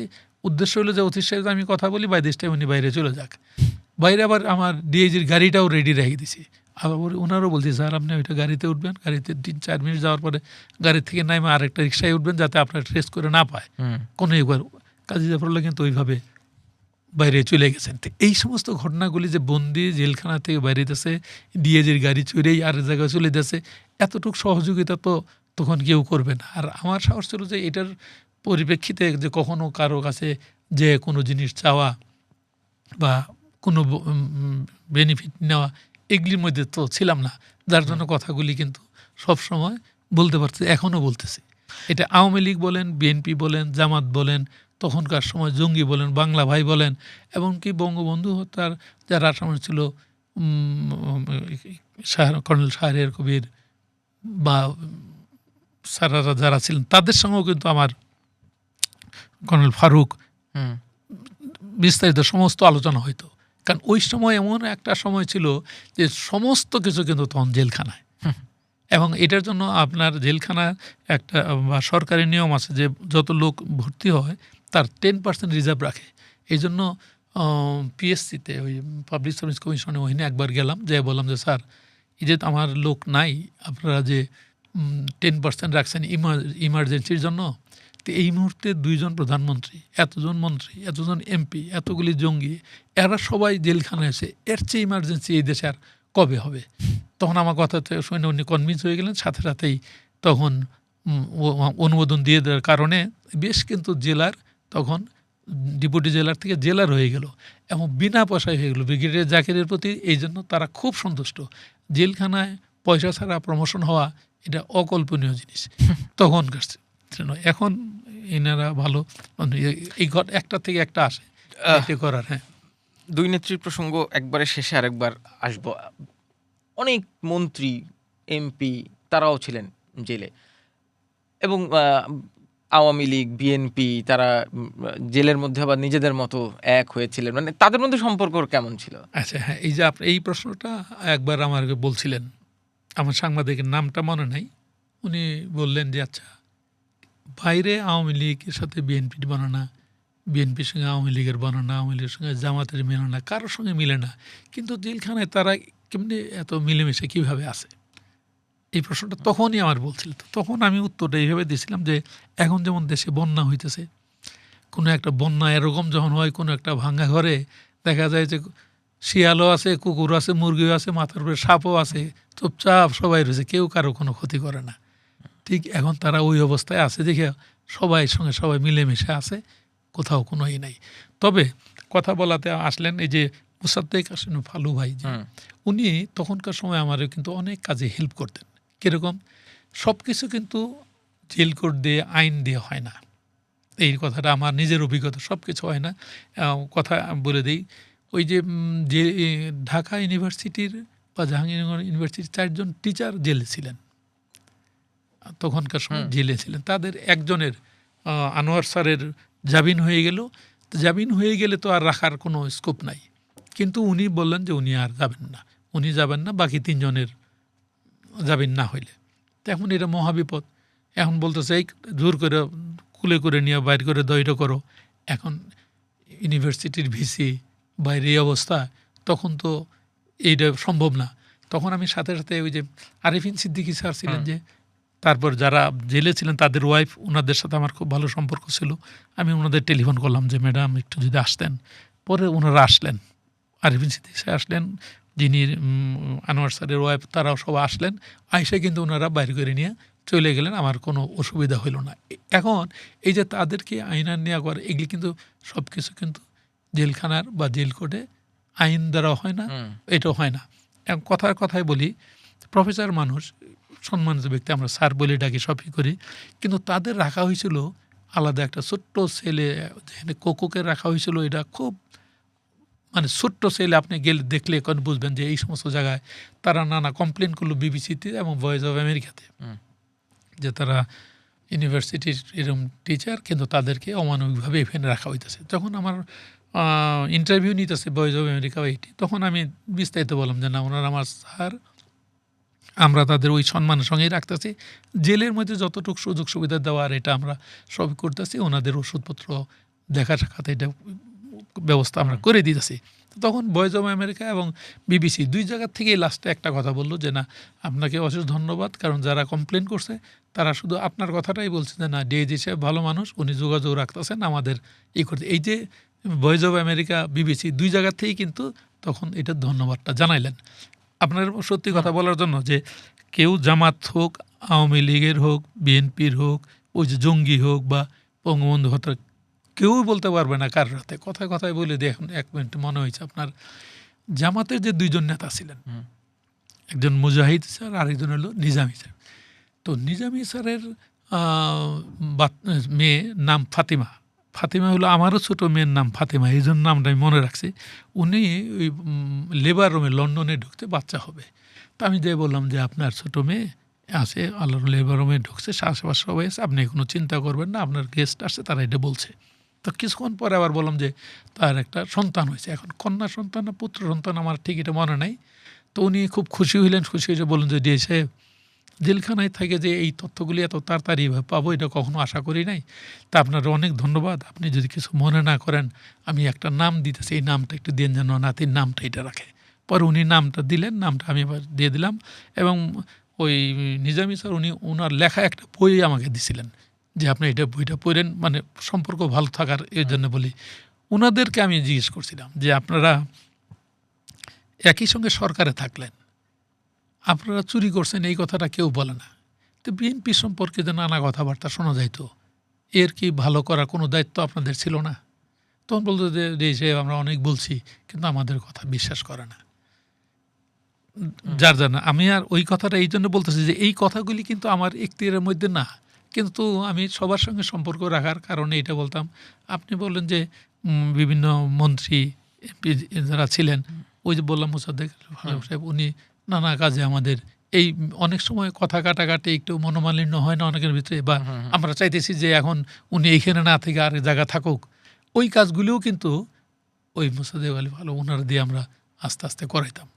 আর আপনার কাছে যে ছবিগুলি দিছে, এটা আমি বারবার বলি, এই ছবির জন্য ওই যে রতন গোমেজ, তার আমরা সবসময় ধন্যবাদ জানাই। এই কারণে ওই ছবিগুলি না থাকলে এই জিনিসটা এত সহজে আমরা প্রকাশ করতে পারতাম না, বা মানুষের বিশ্বাসও করাইতে পারতাম না। কিন্তু এমনি তাদের মধ্যে কি হ্যাঁ, জেলখানা বললে নিজেরা মিলেমিশে থাকতো বটে, আমরা একসাথে অনেক ছবিও দেখছি যে জি জি, সবাই লাইন ধরে মানে একসাথে দাঁড়ায় আছে সেই ছবি। কিন্তু এমনি রাজনৈতিক তর্ক বিতর্ক হইতো, বা মানে ভবিষ্যৎ নিয়ে কোনো আলাপ টালাপ হইতো তখন? না, এইখানে শুধু ওই যে মির্জা আব্বাস রাজনীতি না, উনি কিন্তু বরাবরই ওনার প্রেশার মাপার যন্ত্র বা ডায়াবেটিসের জিনিস করে, এগুলি সব সময় আলাদা থাকতো। উনি চাইতেন না যে এটা আবার অন্য কেউ আচ্ছা ইউজ করুক। অনেক সময় উনি নিজেই আনতেন যে ওইটা দ্বারা করার জন্য। এটা আবার আমাদেরও কিছুটা নিয়মের মধ্যে থাকে যে ব্যক্তিগত জিনিস ইউজ করতে পারবে কিনা। তারপর এটা কারা কর্তৃপক্ষ মন্ত্রণালয়ের সঙ্গে কথা বলে ঠিক করতাম। কিন্তু কে ওখানে আমরা উপস্থিত থাকা অবস্থায় কোনো তর্ক বিতর্ক এরকম দেখিনি, কিন্তু মিলেমিশেই থাকছে। ঈদের সময় দেখেন না একসঙ্গে জামাত পড়তেছে, একসঙ্গে থাকতেছে। ঈদের ঘটনাগুলি নিয়ে লাস্টে যখন জনাব তারেক রহমান সাহেবের কথা বলবো তখন ঈদের জন্য এই প্রসঙ্গে এখনই আসছে। এই যে বর্তমান প্রধানমন্ত্রী তারেক রহমান, তাকেও আপনি একটা লম্বা সময় দেখছেন। জি জি। এখন তার লম্বা সময় দেখছি। উনি কিন্তু ছিলেন ঢাকা জেলে, অল্প কয়েকদিন কাশিমপুর জেলে, বেশিরভাগ সময় আপনার পিজি হাসপাতালে এখানেও ছিলেন। যখন প্রথম যেদিন আসে, আপনি যদি ওই ফুটেজ থাকে দেখবেন যে উনি যখন ছোটো জেল দিয়ে ঢুকতেছে, ছোটো গেট দিয়ে, তখন ওনার মাথার উপরে আমি হাত দিছিলাম। হাতটা দেওয়ার কারণটা ছিল যেন ওনার মাথাটা হাতে মানে মাথাটা গেটে যাতে না বাড়ি খায় বা ধাক্কা না খায়, ওটা তো লোহার। এই দিলাম। আমি যেহেতু পিজিআরে ছিলাম, পিএসএফ ছিলাম, এসএসএফ ছিলাম, ওনার বাসায়ও কিন্তু আমি ডিউটি করছি। কিন্তু বাসায় ডিউটি করার সময় কখনো তারেক রহমান সাহেব বা কোকো ওনাদের সঙ্গে তখন দেখা হয় নাই। ওনার সঙ্গেও কিন্তু প্রথম দেখা কথা ওই ঢাকা জেলে, শেখ হাসিনার সঙ্গেও যেমন প্রথম দেখা কথা ওই সাব জেলে, ওনারও কিন্তু ঢাকা জেলে। তো এখন তারেক রহমান সাহেবরে আমরা রাখছিলাম, এখনও পুরনো জেলখানায় যাই বা দেখে, ওইটা একটা মেডিকেলের স্টোর রুম, ওইটার পরিষ্কার করে দেওয়া হইলো, সাধারণ জায়গায় রাখা হয় নাই, এই জন্য ওইখানে রাখা হইলো। উপরে উঠলে রুমটা একটু কাঁপে। তো মাঝে মাঝে যখন যেতাম ওনার সঙ্গে বসতাম, ছোট্ট একটা প্লাস্টিকের টেবিল ছিল, চেয়ার থাকতো, দুজনে বসে গল্প করতাম। খুব অল্প খাইতেন। ওনার বাসার থেকে যে খাবার নিত ওই খাবার কিন্তু আমরা দুইজনে একসঙ্গে ভাগাভাগি করে খেতাম, নানা কথাবার্তা বলতাম। আর ধীর স্থির কিন্তু তখন থেকেই উনি প্রচুর বই নিতেন, পড়ালেখা করতেন। তো জেলখানা ওনার সঙ্গে ওনার ব্যবহারের কারণে অনেক সাধারণ কারারক্ষীও কিন্তু গোপনে তার সঙ্গে দেখা করার চেষ্টা করত, এবং অনেকে দেখাও করছে, এবং অনেকে অনেক ব্যাপারে লাভবান হয়েছে কারো ট্রিটমেন্টের ব্যাপারে। তো বড় যে ঘটনা, এখন যে রুমন ভাইরে দেখেন না, তখন উনিও সাংবাদিক, উনি খুব বিশ্বস্ত এবং ভদ্রনম্র এবং ভালো, এক কথা যেটা বলা হয় ভালো, বিশ্বস্ত, আস্থাশীল। উনার কাছে মাধ্যমে খবর একদিন পাইলাম কি যে তারেক রহমান সাহেব উনি কিছু কম্বল বা গায়ে দেওয়ার শাল এগুলি গরিব বন্দীদের দিবেন। উনি নিজেই, তারেক রহমান সাহেব নিজেই বললেন যে দিতে চান।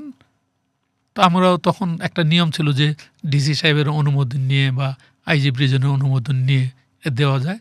পর্যায়ক্রমে সংখ্যাটা আমার ঠিক মনে নাই, তারেক রহমান সাহেব কিন্তু গরিব বন্দীদেরকে শাল লিখলে দিলেন। এই জিনিসগুলি দেওয়ার কারণে বন্দীরাও কিন্তু তার প্রতি খুব সহানুভূতিশীল হইলেন। এবং ওই যে ভিআইপি বন্দীরা বলেন না, ওনারা সবসময় বলতেন যে তারেক রহমান সাহেবের সঙ্গে দেখা করা যায় কিনা, আমরাই অ্যালাউ করতাম না। তো এই যে বন্দীরা তার প্রতি আকৃষ্ট, এবং তার পরে যখন ঈদ হইল, ঈদের সময় তো তখন একসঙ্গে নামাজ পড়ানো হয়েছিল, যেটা ইতিপূর্বে কখনো হয়নি। ব্রিগেডিয়ার জাকিরের সময় এটা করা হইলো।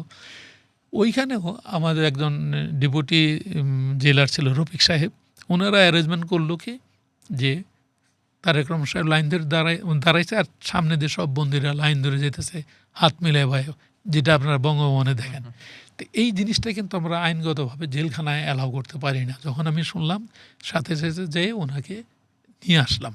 উনি মানে তারেক রহমান সাহেব বেসিক্যালি ভদ্রনম্র ছিল, অল্প খাইতেন, কথা কম বলতেন, কিন্তু খোঁজ খবর নিতেন বেশি। ওই যে এমন অনেক বন্দি, মজার কথা বলি, ওই জেলখানার ভাষায় অনেক কথা আছে, ফালতু বলে একটা কথা আছে। ফালতু হলো যে এরকম ভিআইপি বন্দি থাকলে তাদের দেখাশোনা, কাপড় চোপড় আনা খাওয়া না দেওয়ার জন্য আরেকজন বন্দি দেওয়া হয়। তো ওই যে বন্দিটাকে দেওয়া হয়েছিল তার নাম হলো হুমায়ুন কবির, যে পরবর্তীতে একটা বই লিখতেছে, কারণ সে দীর্ঘ সময় তারেক রহমান সাহেবের সাথে ছিলেন। উনি সব কিছু জানেন। এবং ওই বই যখন প্রকাশ হবে তখন বিস্তারিত অনেক জিনিস জানতে পারেন যেটা আমি নিজেও জানি না তারেক রহমান সাহেবের ব্যাপারে কথা বলি। তো ওইখানে আরেকটা লোকরে দেওয়া হয়েছিল, তার নাম ছিল জিয়া। তো জিয়া একটু বয়স্ক লোক।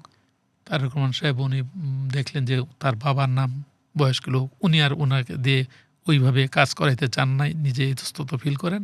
পরবর্তীতে নিজের গায়ের শালটা কিন্তু ওই জিয়াকে দিয়ে দিলেন যে থাকুক, তারে দেওয়ার ওইটা করাইলেন না। আমি ঘটনাগুলি যার যার কথা বলতেছি।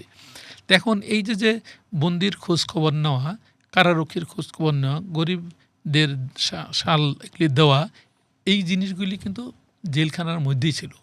এখন উনি আর আমি নিজে 8 বেঙ্গলে ছিলাম। আমি যখন আর্মিতে ছিলাম আমার প্যারেন্টস ইউনিট ছিল 8 বেঙ্গল। 8 বেঙ্গলের 2IC সিও ছিলেন জেনারেল জিয়া। তো ওই হিসাবেও খালেদা জিয়ার যখন কথা আসবো আমি তখন ওনার সঙ্গে কেমনি তখন ওইটা বলি। তো এখন এই যে তারেক রহমান সাহেব আসলেন, আপনি ছবিগুলি দেখবেন তখন বয়স কত কম, ঈদের সময় ঘুরে যেতেছে, সবই করতেছেন।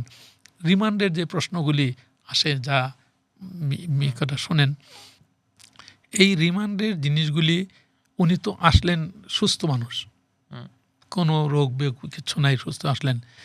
এই যে রিমান্ডে গেলেন, রিমান্ডে যাওয়ার পরেই উনি কিন্তু আর সুস্থ হয়ে ফিরলেন না।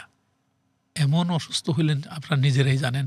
এখন ঘটনা আস্তে আস্তে যা হইতেছে যে ওনার উপরে যে অত্যাচার অমানসিক এটা করা হয়েছে, এবং পাশাপাশি যার কথা কেউ বলে না, আমি নিজে বলি যে ওনার মিসেস জুবাইদুর রহমান আজকে ফার্স্ট লেডি বলুক বা প্রধানমন্ত্রীর ওয়াইফ মানুষজন দেখতেছে, কিন্তু এই প্রধানমন্ত্রীর ওয়াইফ হিসাবে আসতে ওনারও কিন্তু কম চোখের জল ফেলতে হয় নাই, যেটা আমরা নিজে জানি।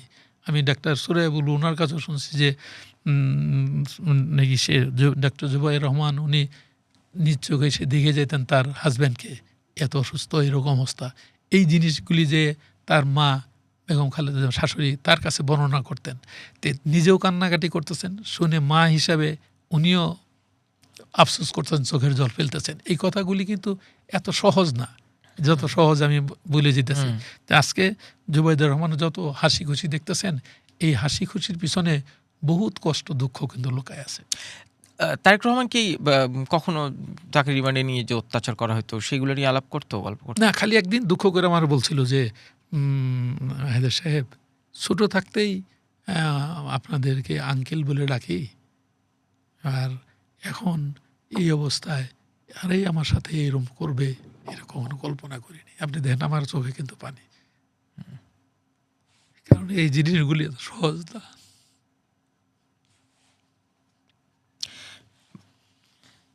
বেগম জিয়াকে কেমন দেখেছিলেন? জি, বেগম জিয়া জি, এখন ক্রনোলজিক্যালি ধীরে ধীরে বলি, ওনার সঙ্গে কিন্তু আমি আগে চাকরি করছি। কিভাবে ওনাকে প্রথম দেখা হয় 1983 সালে, তখন আমি 8 বেঙ্গলে কুমিল্লাতে। উনি কোনো একটা মিটিংয়ে যাওয়ার জন্য কুমিল্লা হয়ে হয় চিটাগং বা ওদিকে যেতেছিলেন। 8 বেঙ্গলের সৈনিক তারে আটকাইছে, দাঁড়া করানো হয়েছে যে আমাদের ম্যাডাম তার বাসায় ডিউটি করছে। তো ম্যাডামও যখন দেখলেন 8 বেঙ্গলের সৈনিক, উনি গাড়ি থেকে নামলেন, পাশে ইউনিটে চলে গেলেন। আমার সিও ছিলেন TU Mohammad Iftekharul Bashar, lieutenant colonel.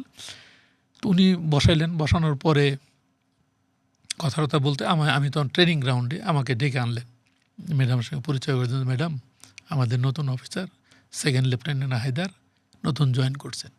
তা আমি ওনাকে প্রথম দেখলাম। দেখার পরে ওইখানে ওই 8 বেঙ্গলের সিওর রুমে জেনারেল জিয়ার স্টিক, মাথার ক্যাপ, এগুলি এক সময় বেগম খালেদা জিয়াই উপহার দিয়েছেন, ওগুলি উনি দেখলেন। দেখার পরে ওইখান থেকে ওনার জায়গা চলে গেলেন। তো এখন এটা হলো 83 সাল। তার কিছুদিন পরেই আমার পিজিআরে পোস্টিং হলো। পিজিআরে আমরা 5 জন কোর্সমেট ছিলাম, একসঙ্গে প্রমোশন পাওয়ার ফলে আমাকে তখন এসএসএফে নিয়ে নিল, তখন পিএসএফে নিল। তো পিএসএফের পরবর্তীতে আমি এসএসএফে যখন যাই, তখন আপনার খেলা যে তত্ত্বাবধায়ক প্রধান শাহাবুদ্দিন, বিচারপতি শাহাবুদ্দিন, উনি কিন্তু প্রথমে ওই পিএসএফকে আপনার খালেদা জিয়ার সঙ্গে দিতে চান নাই, যার জন্য বলছি যে এটা তো প্রেসিডেন্সিয়াল গভর্নমেন্ট। হুম, তারপরে কিন্তু স্পেশাল গভর্নমেন্ট সিকিউরিটি ফোর্স নাম দেওয়া হইলো। স্পেশাল সিকিউরিটি ফোর্স নাম দিয়ে কিন্তু খালেদা জিয়ার সঙ্গে তখন দেওয়া হইলো। হুম। তখন আমি তার বাসায়ও ডিউটি করি। বাসায় ডিউটি করার সময় কখনো তার সঙ্গে ওরম কথাবার্তা ওরম হয় নাই। তার সঙ্গে প্রথম দেখা কেমন হলো যে আমি তারপরে ওই দেখার পরে উনি যখন প্রথম আমেরিকায় ভিজিটে গেলেন, তখন অ্যাডভান্স পার্টি হিসেবে আমিও গেছি আমেরিকায়। তখন কোকো ছোটো অস্ট্রেলিয়ার থেকে কোকো উনি আসলেন। রোজার দিন ছিলেন, অনেক লম্বা সময় রোজা। আমি রোজা রাখি কিনে এই খোঁজগুলি বেগম খালেদা জিয়া নিতেন। এবং ফেরার পথে আমরা হিথ্রো এয়ারপোর্ট হয়ে যখন আসি, তখন এই যে সিলেটের ছাত্রনেতা মারা গেলেন, এমপি যে গুম হয়ে গেছে ইলিয়াস আলী, তখন তো ওনারা ছাত্রনেতা। তো আমাকে আদেশ দিল যে হায়দার, এই হিথ্রো এয়ারপোর্টে ইলিয়াস আলী আরও কয়জন উঠবে, এরা যেন সরাসরি খালেদা জিয়ার সঙ্গে দেখা করতে না পারে, তুমি এই ব্যবস্থা তুমি এমনি করবা। তো এখন প্লেনের সামনে খালেদা জিয়া, তার ঢোকার যে রাস্তা ওখানে আমার বিছনাটা এইভাবে দিল যাতে আমি ছাড়া আর কেউ ওখানে না যাইতে পারে। তো তখন খালেদা জিয়া দেখতেছেন, খালেদা জিয়া আমার চিন্তাছেন। এবং এর মধ্যে একটা মজার ঘটলো, আমেরিকাতে যখন খালেদা জিয়া গেলেন, একটা কলিং বেল দেয় যে রাত্রে হঠাৎ কখনো ইমার্জেন্সি কিছু হইলে কলিং বেল চাপ দিলেই বাকি সবাই দৌড়ে যাবে। এখন খালেদা জিয়া হয়তো কোনো কারণে ভুলবশত বালিশের তলে বা কোথাও রেখে একটা চাপ দিয়ে দিয়েছিল। তো আমরা সব দৌড়ে তাড়াতাড়ি রুমে গেলাম। পরে শুনে যে না, ভয়ের কোনো কারণে ভুলে একটা চাপ পড়ে গেছিলো ওই খালেদা জিয়ার সময়। তো এখন ঘটনা বললাম যে ওই যে উনি আমেরিকায় গেলেন, কোকো নিয়ে আসলেন, তার নিয়ে ঘুরে ঘুরে দেখা, তারপরে হিথ্রো এয়ারপোর্টে করার পরবর্তীতে যখন এসএসএফে আসলাম এবং লাস্টে তখন ডিআইজি প্রিজন হিসাবে আসলাম, তখন যখন উনি আসলেন তখন ম্যাডামরে আমি ডিটেলস বললাম। তখন ডিটেলস উনিও যেহেতু তার সঙ্গে আগে ডিউটি করছি কথা নেওয়ার জন্য, উনি সব কিছু জানলেন। এবং আমার সাথে খালেদা জিয়া মানে একদম সাধারণের মতো ছিলেন, খুব ভদ্রভাবেই থাকতেন, পরিপাটি। সাবজেলে যখন তিনি আসলেন তখন তো আপনি তার কাছে পূর্ব পরিচিতই। জি জি জি। ওই সময় তার এক্সপ্রেশন কি ছিল, মানে তার গ্রেপ্তার হওয়া নিয়ে, ওই সময়কার সিচুয়েশন নিয়ে? উনি ওনার গ্রেপ্তার হওয়া নিয়ে কোনো কথা বলে নাই, কিন্তু উনি কিভাবে তারেক রহমান সাহেবকে ফিডারে দুধ খাওয়াইছেন, এটা করছেন, কারণ আমি ছাড়া তো আর কেউ নাই। মজার একটা ঘটনা বললাম না যে আপনাকে, যে আমি একবার অসুস্থ ছিলাম, কোমরে ব্যথা পাই, যার জন্য 3 দিন আমি যাইনি। না যাওয়ার কারণে প্রথমে কোর্ট থেকে ওইখানে এক ভদ্রলোক টেলিফোন করলেন, শেখ হাসিনা, তো উনি কোর্টে যান। উনি বললো যে ভাই কেমন আছেন? আমি বললাম না ভাই আমি ভালো আছি। তো বললেন না আপনি ভালো না, নেত্রী মানে শেখ হাসিনা উনি কোর্টে আসছিলেন, উনি বললেন যে আপনি অসুস্থ, আপনি একটু আপনার জন্য খোঁজ খবর নেই, ওর জন্য আপনার খোঁজ খবরটা নিলাম। এটা হলো শেখ হাসিনার কথা। তারপরের দিনে জুবাইদুর রহমান সাহেব উনি টেলিফোন করলেন, জাহেদার ভাই কেমন আছেন? এটি না ভালো আছি। তখন বললেন না ভালো নয়, মার সাথে দেখা করতে গেছিলাম, মা বললেন যে তোমরা শুধু খালি ডিআইজি সাহেবরা জ্বালাতন করো, উনি কিন্তু অসুস্থ, একটু খোঁজ নিন। এই যে দুজন প্রধানমন্ত্রী তখন খোঁজ নিলেন, এটা আমার জন্য তখন খুব একটা ভালো খবর এর জন্য। এখন খালেদা জিয়ার ওখানে যখন যেতাম, ওনার রুমে একটা টেবিল, একটা চেয়ার আর একটা খাটের মতো ছিলেন, উনি সবসময় পরিপাটি থাকতেন। আমি গেলে উনি চেয়ার থেকে খাটে যেয়ে বসতেন, তারপর যে কথা বলতাম। ওনার ওইখানে অনেক বিভিন্ন সময় দলের হোক, আত্মীয় স্বজন অনেক ফল এগুলি দিতেন। তো উনি নিজে অল্প একটু খাওয়ার পরে সবগুলি কিন্তু আমাদের যারা আছে তাদের দিতেন। অনেক সময় বললেন যে ডিএ সাহেব কিছু না মনে করলে আপনার পরিবারের জন্য একটু দিয়ে দিই, মানে এইসব এর জন্য। তো এই যে কথাবার্তা করার। আর আরেকটা ছিল, যখন তারেক রহমান সাহেব একবার বেসিনে পড়ে যে কপাল ফেটে গেছে, আপনি ছবিতে দেখলে দেখবেন। তো এই ঘটনাটা যখন ঘটলো, তখন সাথে সাথে আমি আগে খালেদা জিয়া ওনার কাছে গেলাম যে ম্যাডাম এরকম ঘটনা ঘটছে, আগে আপনারা বললাম এই কারণে, কারণ কালকে যদি পেপারে হঠাৎ করে দেখেন তা আপনি নানা দুশ্চিন্তার মধ্যে পড়তে পারেন। তেমন কোনো বড় কোনো ঘটনা হয় নাই।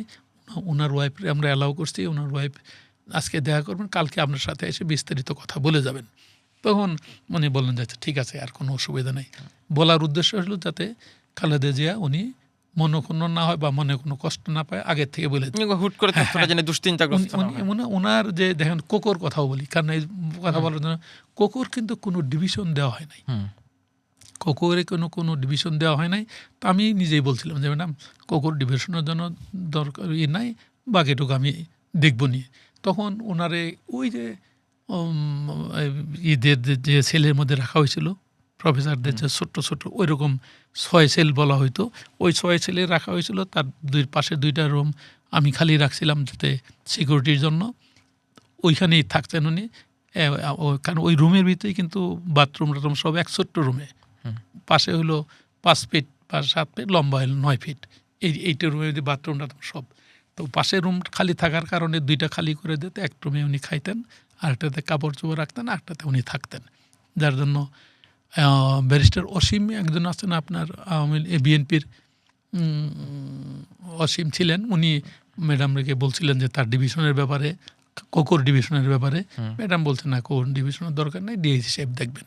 তারপরে আর আমি এই জন্য বলতে এই খবরগুলি আমি আবার তার খালেদা জিয়াকে দিতাম যে কোকো কেমন আছে, তারেক রহমান সাহেব কেমন আছে। এখন মা হিসাবে আপনি যদি একটাবার চিন্তা করেন যে নিজে জেলে, ছোট ছেলে জেলে, বড় ছেলে জেলে, সব জেলে, দেখাশোনার ওরকম কেউ নাই, বিশ্বস্ত ওরকম নাই, ওই সময় মায়ের মনটা কেমন থাকতে পারে আপনি নিজেই বলেন। যে এখন এই অবস্থার নানার কারণে খালেদা জিয়া খুব বিশ্বাস করতেন। বিশেষ করে আমরা সবসময় বড় গলায় এটা বলি, খালেদা জিয়ার যখন মা মারা গেলেন তখন কিন্তু উনি খুব মানে খুব কান্নাকাটি করছেন, কান্নাকাটি চোখের জল। যেমন আমার সামনে খালেদা জিয়া উনি কাঁদলেন ওনার মার জন্য, শেখ হাসিনা উনি কাঁদলেন ওনার ছোট বোনের জন্য, আর তারেক যেহেতু আফসোস করলেন তার উপরে যে অত্যাচার হয়েছে এটা এর জন্য। তো এই যে কথাগুলি যে সবার জিনিসগুলি দেখলাম, এখন ওইটা বলতেছিলাম যে আপনার খালেদা জিয়া সবার কথা যেহেতু আমি যে বলতাম, তারেক রহমানের খবর দিতাম, কোকোর খবরটাও দিতাম, এই জন্য উনি আমার প্রতি আরও বেশি আস্থাশীল ছিলেন। যেমন আর যে কথাটা যা বলি পরবর্তীতে তো ওনার ছেলের ওয়াইফ আসে, তাদের কাছ থেকেও তো শুনে, কাজে কোনো মিথ্যা বা ভুল তথ্য মানে একটা আস্থার জায়গায় আপনি জি জি আমরা কখনো শেষ দিকে দুইজনের এক্সপ্রেশনটা কেমন ছিল? মানে এই যে সামনে একটা নির্বাচন হবে, সেই নির্বাচনে আওয়ামী লীগ জিততে পারে, এইরকম কোনো আবহ কি তাদের মুখ থেকে পেয়েছিল? না এইটাই তবে আমি একটা কথা বারবার বলি যে মাঝে মাঝে খালেদা জিয়া আমাদের পোস্ট খেল আছে, তো ওনার সঙ্গে দেখা করতে যাইতেন, কিন্তু প্রথমের দিক দিয়ে যাইতো ব্রিগেডের বাড়ি, পরবর্তীতে গেলেন ব্রিগেডের আমিন। একদিন খুব জোরে জোরে রাঙান্বিত স্বরে খালেদা জিয়া বলতেছেন যে তোমরা কি মনে করছো আমি দেশের স্বার্থ বাদ দিয়ে আমার স্বার্থ আগে দেখব? খুব জোরে জোরে কথা বলতেছে। এখন কি বাংলা বলছিল বা কি কোন কথার প্রেক্ষিতে উনি বলছেন, এটা খালেদা জিয়া এবং যারা ছিলেন তারাই। এবং খালেদা জিয়া মাঝে মাঝে আমাকে বলতেন যে ডিএজি সাহেব, আমরা জাতীয়তাবাদী শক্তি, আমরা কিন্তু কখনো আপনাদের ক্ষতি হোক বা আপনাদের ধ্বংস করার চেষ্টা করুন, ওরা কিন্তু সুযোগ পাইলে আপনাদের কিন্তু মাইরে ফেলবে, ওরা কিন্তু সুযোগ পাইলে আপনাদের মাইরে ফেলবে, 2বার করে বলছিলেন, আমাকেই বলছিলেন। তো এখন কি হিসাবে বললেন, পরবর্তী ধারণা করলাম যে ওই বিডিআর হত্যাকাণ্ডের কথাই কি উনি বলতে চাইছিলেন বা কারণ রাজনীতিবিদ হিসেবে তো তাদের কাছে অনেক তথ্য থাকে বা অনেক থাকে। এবং জেলখানা থাকা অবস্থায় আজকে যেমন বিএনপি জামাতের মধ্যে একটা দূরত্ব, তখন কিন্তু দূরত্ব ছিল না। তখন ওই যে মুজাহিদি বা নিজামি, ওনারা 2জন ঢাকা জেল থেকে সাব জেলে গেছেন, খালেদা জিয়ার সঙ্গে মিটিং করছেন, এবং খালেদা জিয়াও আমার রিকোয়েস্ট করেছেন তাদেরকে একটু খাবার দিয়ে দেওয়া যাবে কিনা, পরে যদিও খান নাই। এই কথাটা বলার উদ্দেশ্য হলো তখন কিন্তু জামায়াত ইসলামের সঙ্গে বিএনপির খুব ভালো সম্পর্ক, এবং তারাও খুব সম্মান করে, শ্রদ্ধা করে এবং বিশ্বাস করে, দুইজনই। আমরা একটু শেষ করব। আপনি এরপরে আর বোধহয় মাস 6 আপনি চাকরিতে ছিলেন, তারপরে সেনাবাহিনীতে ফিরে গিয়েছিলেন কিছুদিনের জন্য। কিন্তু আপনি ওই সময় বলছিলেন আলোচনার সময় যে নির্বাচনের পর আপনার ডিআইজি ঢাকা থাকা অবস্থাতেও আপনার জেলে ঢোকা নিষিদ্ধ ছিল। কেন? সরি, হ্যাঁ, এটা কেন এটা বলি, দেখেন ব্রিগেডিয়ার জাকিরের কথা তো বললাম, আইজি প্রিজন ছিলেন। আইজি প্রিজন ছিলেন, অত্যন্ত সৎ ছিলেন। জেলখানার টাকার কোনো অভাব নাই। আমার এখনও চাকরি করতে হয়, আমার এখনও যে আছে, আমি আপনার সাথে কথা বলার পরেই আবার গাজীপুর চলে যাব চাকরি করতে। তখন ওইখানে এত টাকা পয়সা থাকে, এই সমস্ত কিছু জিনিসগুলি কিন্তু বন্ধ করে দেওয়া হয়েছিল, যার কারণে আমাদের সাধারণ বন্দীরা, সাধারণ কারারক্ষীরা আমাদের খুব পছন্দ করতেন, কিন্তু যারা যারা টাকা পয়সা নিতেন বা যারা ভাগী হইতেন তারা কিন্তু অত্যন্ত মনক্ষুণ্ণ ছিলেন, আমাদের যতভাবে ক্ষতি করা যায়। আপনি দেখেন যে কারা বন্দীদের বাচ্চাদের নিয়ে আমরা বাইরে গেলাম, যেটা জীবন এর আগে কখনো করে নাই, দেখা সাক্ষাতের ব্যবস্থা করা হইলো, জেলখানা যত রকম উন্নয়নমূলক কাজ ব্রিগেড জাকের সময় করা হইলো। এই সমস্ত কারণে তারা চাচ্ছিল যাতে আমরা আর্মি কখনো এখানে না আসে, আমরা আসলে তাদের জিনিসগুলি মানে তারা ওই হারে টাকা পয়সা রোজগার করতে পারবে না। এবং আমাদের কিন্তু আপনি চাকরি দেওয়ার জন্য তখন ধরেন মানে জেলখানায় আপনি যে আওয়ামী লীগের যে নেতাদের সাথে আপনার কথাবার্তা হয়েছিল, তারা তো পরবর্তীতে এমপি হয়েছেন, মন্ত্রী হয়েছেন, এই প্রবলেমগুলো তখন তাদের কখনো বলা হয়নি আপনার? আসলে দেখেন, এই যে আমি বললাম না যে আপনার তারেক রহমান সাহেব যে আমাকে ডাকছিলেন, তখন কিন্তু প্রধানমন্ত্রী না, এখন প্রধানমন্ত্রী হয়ে গেছেন। স্বভাবতই এখন ওনার প্রোটোকল নানা ধরনের থাকার কারণে ওনার হয়তো আমার কথা চিন্তা করার টাইমই নাই, দেশের মধ্যেই আছে। এখন ওই উবাইদুল কাদের উনিও আমার টেলিফোন করে বলছিলেন যে হায়দার সাহেব, তখন আপনি আমাদের সঙ্গে যে আচার ব্যবহার করছেন এটা আমি আজীবন মনে রাখবো, আপনার কোথাও কোনো প্রবলেম হইলে আপনি আসেন। কিন্তু আমরা তার তখন এটা যাই নাই নানা কারণবশত। এবং আব্দুল জলিল যিনি জেনারেল সেক্রেটারি ছিলেন আওয়ামী লীগের, অত্যন্ত ভদ্র নম্র এবং ভালো ছিলেন। ওনারা আমি জিজ্ঞেস করছিলাম যে স্যার আপনি কেন মিলে গেলেন না, আপনারা মিলে গেলে আপনারও কষ্ট হইতো না, আমিও রাত্রে আপনার সঙ্গে বসে থাকার। তখন আমার বলছিল যে ডিআই সাহেব, খালেদা জিয়া শেখ হাসিনা দুইজনই রাজি হয়ে গেছিলো, কোথাও কোনো প্রবলেম নাই, সব সলভ হয়ে গেছিলো। ব্যারিস্টার মওদুদ আর ব্যারিস্টার নাজমুল হুদা এদের দুইজনের কারণে এটা পারি নাই। এখন আপনার সময় তো কম। এই গল্পটা একটু একটু একটু বলেন তো, কি বলেছিল ব্যারিস্টার মওদুদ এবং নাজমুল? হ্যাঁ, কারণ এটা হলো যে আব্দুল জলিল যিনি জেনারেল সেক্রেটারি, উনি ল্যাব এইডে ভর্তি। তো ওনারে রুমে যে থাকে জেল, ওটা জেল যেখানে ভর্তি থাকে ওটা জেলের মতো। ওখানে আমি গেলাম, গেটের সামনে বসা আছে আমির হোসেন আমু, সুরঞ্জিত সেনগুপ্ত, তোফায়েল আহমেদ, তারা দরজার সামনে বসা। দরজার টপ করে আমি ভিতরে গেলাম, যেতে যে কথা টথা বললাম ওই আব্দুল জলিল স্যার। স্যার বললাম, স্যার আপনি এই যে জেলের মধ্যে আছেন, আপনার জন্য আমারও এসে বসে থাকতে হয়, যদি মিটমাট হয়ে যেত তাহলে তো কোনো গোলমালি ছিল না, সব ঠিক হয়ে যেত। তখন বলতেছে যে ডিআই সাহেব সব ঠিক হয়ে গেছিল, খালেদা জিয়া রাজি, শেখ হাসিনা রাজি, সব কিছু ঠিক। এই ব্যারিস্টার মওদুদ আর ব্যারিস্টার নাজমুল হুদা এদের কারণে কিন্তু আমরা কাজটা করতে পারিনি। এটা আব্দুল জলিলের কথা। আর ওই বাইরে যে তিনজনই বাঘা বাঘা নেতা, সুরঞ্জিত সেনগুপ্ত মারা গেছেন, তোফায়েল আহমেদ সাহেব অল্প কদিন আগে মারা গেছেন, আমির হোসেন সাহেবও আছে। সুরঞ্জিত সেনগুপ্ত আমার বলে যে ডিআই সাহেব, আমরা এতদিন রাজনীতি করি, এত কথা বলি, তারপরও বিভিন্ন জায়গায় ধরা খায় যাই, তো এই যে আপনি ঘন্টার পর ঘন্টা কথা কইতেছেন, কোথাও ধরা খাইতেছেন না, এটা শিখলেন কই? তার কারণ এই কথা। তো এখন এই সমস্ত নানা কথার মধ্যেই বলি যে আমার কাছে ব্যক্তিগতভাবে খালেদা জিয়া বলেন, শেখ হাসিনা বলেন, জেল কর্তৃপক্ষের কাছে এবং জেল কর্তৃপক্ষ তাদের প্রতি কখনোই কোনো ব্যাপারে কোনো অন্যায় বা কোনো রকমই করে নাই, যার জন্য আমরা এখনও অনর্গল সব কথা বলেন। যাওয়ার পরে হয়তো মনে হবে যে পরে কি কারো যোগাযোগ রাখতেন, মানে রিটায়ার করার পরও? না, কিংবা এখনো তো অনেকে বেঁচে আছেন, যোগাযোগ আছে কারোর সাথে? এখন তো আমি যেখানে চাকরি করি এটা হলো চিটাগং ডেনিম নাম, বাড়ি হলো ওনাদের চিটাগং। মুস্তাফিজ স্যার খুব ভালো মানুষ ওনারা, ওনাদের এখানে আল্লাহর রহম ভালো আছি, কোনো রকম অসুবিধা নাই।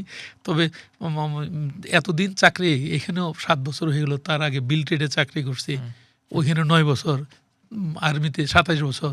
আমার চাকরি কিন্তু ভাগ্যক্রমে 2 বছর বাড়াইছিল ওই জেনারেল মঈন, উনি ওনার সময় 2 বছর বাড়াইছিল। কিন্তু সরকার পরিবর্তন হওয়ার পরে এমন অবস্থা, চাকরি তো বাড়ার কথা, জেল খাটার অবস্থা। 18টা 19টা মামলা দিয়ে তারা অনেক চেষ্টা করছে যে ব্রিগেডের জাকিরা আমাদের ধরা যায় কিনা। আলটিমেটলি তো আপনার মন্ত্রণালয় থেকেও তদন্ত হয়েছে। মন্ত্রণালয় এই মামলাগুলো দেওয়া হয়েছিল কি নির্বাচনের পর? জি, সরকার, আওয়ামী লীগ সরকার তখন। মানে আওয়ামী লীগ সরকারের কি কোনো রোষানলে পড়েছিলেন? আওয়ামী লীগের সরকার না, তখন ওই যে দেখেন একটা পার্টি যারা ঘুষ খায়, যারা দেয়, তাদের রোষানলে। কারণ একটা কথা আবার এটাও বলে দিই, আপনার খেয়াল আছে যে যে শেখ হাসিনার এসএসএফের এর ব্যাপারে নানা কথা হইতেছিল না, যে ওনারা বিষ খাওয়ানো হয়েছে, একটা কথা শুনছিলেন। আমি স্যারের নামটা ভুলে গেলাম, আওয়ামী লীগের। উনি পরে আমার টেলিফোন খুলে জাহেদ সাহেব এরকম হইতেছে, এটা নিয়ে আপনি কোনো কথা বললেন না। পরবর্তীতে বলল যে যেহেতু এসএসএফের প্রোটেকশনটা দরকার, তখন গ্রাউন্ডটা যদি শক্ত হয়, যে ওনারে গ্রেনেড দিয়ে হত্যা করার চেষ্টা করা হয়েছিল, বিভিন্ন ক্যান্টনমেন্টে ওনার কুয়ো করে মারার চেষ্টা করা হয়েছিল, এমনকি শোনা যায় যে জেলখানাতেও বিষ প্রয়োগ করে হত্যা করার চেষ্টা করা হয়েছিল। কাজেই যার লাইফের প্রতি এই থ্রেট থাকার কারণে এসএসএফের জিনিসটা আসুক। তো এইটা যখন বললো, তখন তো আমরা একটু চিন্তা করলাম যে আলটিমেটলি আমাদের আসবে।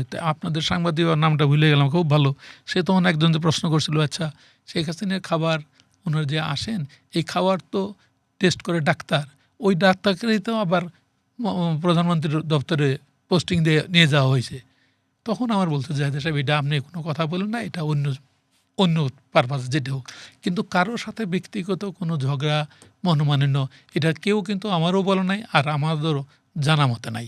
আমি আমাকে একটা জায়গায় বলেছিলাম যে এত কথা বলি, ওই 21শে নভেম্বরে যখন যেত, তখন শেখ হাসিনার সঙ্গে দেখা হইতো, উনি দেখা হইলে দাঁড়াই দিতেন আমার দেখতে, যে ডিআইজি সাহেব আপনি কি আমার সব চিঠিপত্রগুলি দিয়েছেন, নাকি 2-1টা চিঠি এখনও রেখে দিয়েছেন আপনার কাছে। উনি জেলখানার নিয়ম হলো যে চিঠিপত্র আসলে আগে পরে দেখে আগে, হ্যাঁ, যেটা আপত্তি করে ওই কথাগুলি কালো কালি দিয়ে এরকম করে দেওয়া। তো আমরা ওই আশা করতেছি যে 21শে নভেম্বর যদি বেঁচে থাকি আল্লাহ রহমে, আর তারেক রহমান সাহেব যদি যায়, তাহলে দেখবেন যে তারেক রহমান সাহেবের সঙ্গে হয়তো ওইখানেই দেখা হবে, আর কোনোই নাই। তো এখন এই হিসাবে আমি ব্যক্তিগতভাবে দুইজনের সঙ্গে আমি যে কথাগুলি বলি, এটি কিন্তু জেলখানার ভিতরের কথা, মানে জেলে ওই 2007-08 সালের কথা। এটার সাথে যে আবার এই 24শে জুলাই এনে না মিলে, যে অনেকে বলে যে উনি বোধহয় আওয়ামী লীগের, উনি বোধহয় বিএনপির, বা উনি বোধহয় জামাত। জেল কর্তৃপক্ষ সবার, এখানে কারো পক্ষপাতিত্ব হয়ে বা কারোর প্রতি মনোমালিন্য হয়ে দায়িত্ব পালন করলে ওইটা দায়িত্ব পালন হবে। আমি একটু শেষ করবো একটা প্রশ্ন করে, সেটা হচ্ছে 1/11-এর সময়কার রাজনৈতিক বাস্তবতা এবং কিভাবে 1/11টা হয়েছে, তারপর নির্বাচন, এই আবহটা তো দেখেছেন। ইদানিং অনেকে একটা কথা বলে যে 1/11 যাদের প্ল্যানে হয়েছিল, তাদের সেই প্ল্যান পুরোপুরি সাকসেসফুল হয়নি এখনও বাংলাদেশকে কেন্দ্র করে, ফলে তারা শেষ হয়ে যায় নাই, থেমে যায় নাই, তারা এখনও চেষ্টা করছে। এবং বাংলাদেশের রাজনীতির আবহে এই জুলাই পরবর্তীতে 1.5 বছর অন্তর্বর্তীকালীন সরকার, একটা নির্বাচন, অনেকেই বলেন যে আবারও একটা সেই 1/11-এর মতো কোনো একটা পরিবেশ তৈরি করার চেষ্টা হচ্ছে। আপনি তো 1/11-এর সময়টা খুব কাছ থেকে দেখছেন, আপনি কি এখনকার বাংলাদেশের রাজনৈতিক বাস্তবতার সাথে সেই সময়ের কোনো মিল দেখেন, কিংবা সেই রকম কোনো গন্ধ দেখেন? দেখেন, এই প্রশ্নটা আমার মনে হয় যারা বিশ্লেষক রাজনীতি নিয়ে করে, তারা কিন্তু খুব ভালো দিতে পারে। না, তারা তো বিশ্লেষণ করবে। আপনি যেহেতু সেই সময়ের রাজনৈতিক প্রেক্ষাপটটা দেখছেন, মানে আপনি খোলা চোখে একজন মানুষ হিসেবে আপনার এরকম কোনো মিলামিল চোখে পড়ে না? মিলামিল, তবে আমি না, আমার যতটুকু জানি, এটা একটা বলেন যে দেশ নিয়ে চক্রান্ত আগেও ছিল, এখনও আছে, সামনেও থাকবে, এটা কখনোই বন্ধ হবে না। একটা পার্টি সবসময় ডিপ্রাইভ থাকবেই, তারা চাবেই কোনোভাবে না কোনোভাবে তাদের নিজেদের সুবিধা করার জন্য। এখন এই দেখেন না, যে আমি বললাম খালেদা জিয়ার সাথে জামাতের খুব সখ্যতা, তখন মিল কয়েকদিনের আগের ঘটনা। এখন জামাত আর বিএনপি মুখোমুখি, বা আওয়ামী লীগের সাথে বিএনপির এত দূরত্ব, বা মাঝে মাঝে শুনি যে এই দুইটা বোধহয় এক হয়ে যাবে জামাতরে মানে দূরে ঠেলার জন্য। কাজে রাজনীতি বা এই জিনিসগুলি বড় জটিল। আমি নিজেও রাজনীতি করি না, সোজা আমরা যে যা কাজটা যখন করা দরকার এটাই করি, ওর মধ্যে যা আসে। এখন এতে যদি কেউ বললাম যে বাংলা ভাইয়ের লোকজন এখনও আমার সঙ্গে যোগাযোগ রাখে, এখন যদি কোনো জঙ্গির সঙ্গে খাতির, তাহলে তো আপনি জঙ্গির লোক। এটা জঙ্গি বলে কোনো কথা না। আমার সঙ্গে যারা মিশছে, আমিও তাদের সাথে আজীবনই মিশছি। আজকে আলোচনাটা এই রাজনৈতিক ব্যক্তিত্বদের মধ্যে রাখলাম, আপনাকে আরেকটা পর্বে আমন্ত্রণ জানিয়ে রাখলাম আগে ভাগেই। সেদিন শুধুমাত্র এই জঙ্গি কিংবা সন্ত্রাসী যারা ছিল তাদের গল্পগুলো একটু শুনবো আপনার কাছ থেকে। মেজর শামসুল হায়দার সিদ্দিকী, অবসরপ্রাপ্ত, আপনাকে অসংখ্য ধন্যবাদ সময় দেওয়ার জন্য। আপনাকেও ধন্যবাদ। জি, আসসালামু আলাইকুম। কথা বলছিলাম 1/11-এর সময় তৎকালীন ডিআইজি প্রিজন অবসরপ্রাপ্ত মেজর শামসুল হায়দার সিদ্দিকীর সাথে। তার কাছ থেকে অনেক গল্প শোনা হলো, বছর ধরেই তিনি গল্পগুলো বলেন। এবং আমি নিশ্চিত এমন অনেক গল্প হয়তো তিনি ভবিষ্যতে বলবেন যেগুলো কখনো বলেননি আগে, সময়ের সাথে নিশ্চয়ই সেগুলো আনফোল্ড হবে। আপনাদের সবাইকে ধন্যবাদ এতক্ষণ সময় নিয়ে দেখার জন্য।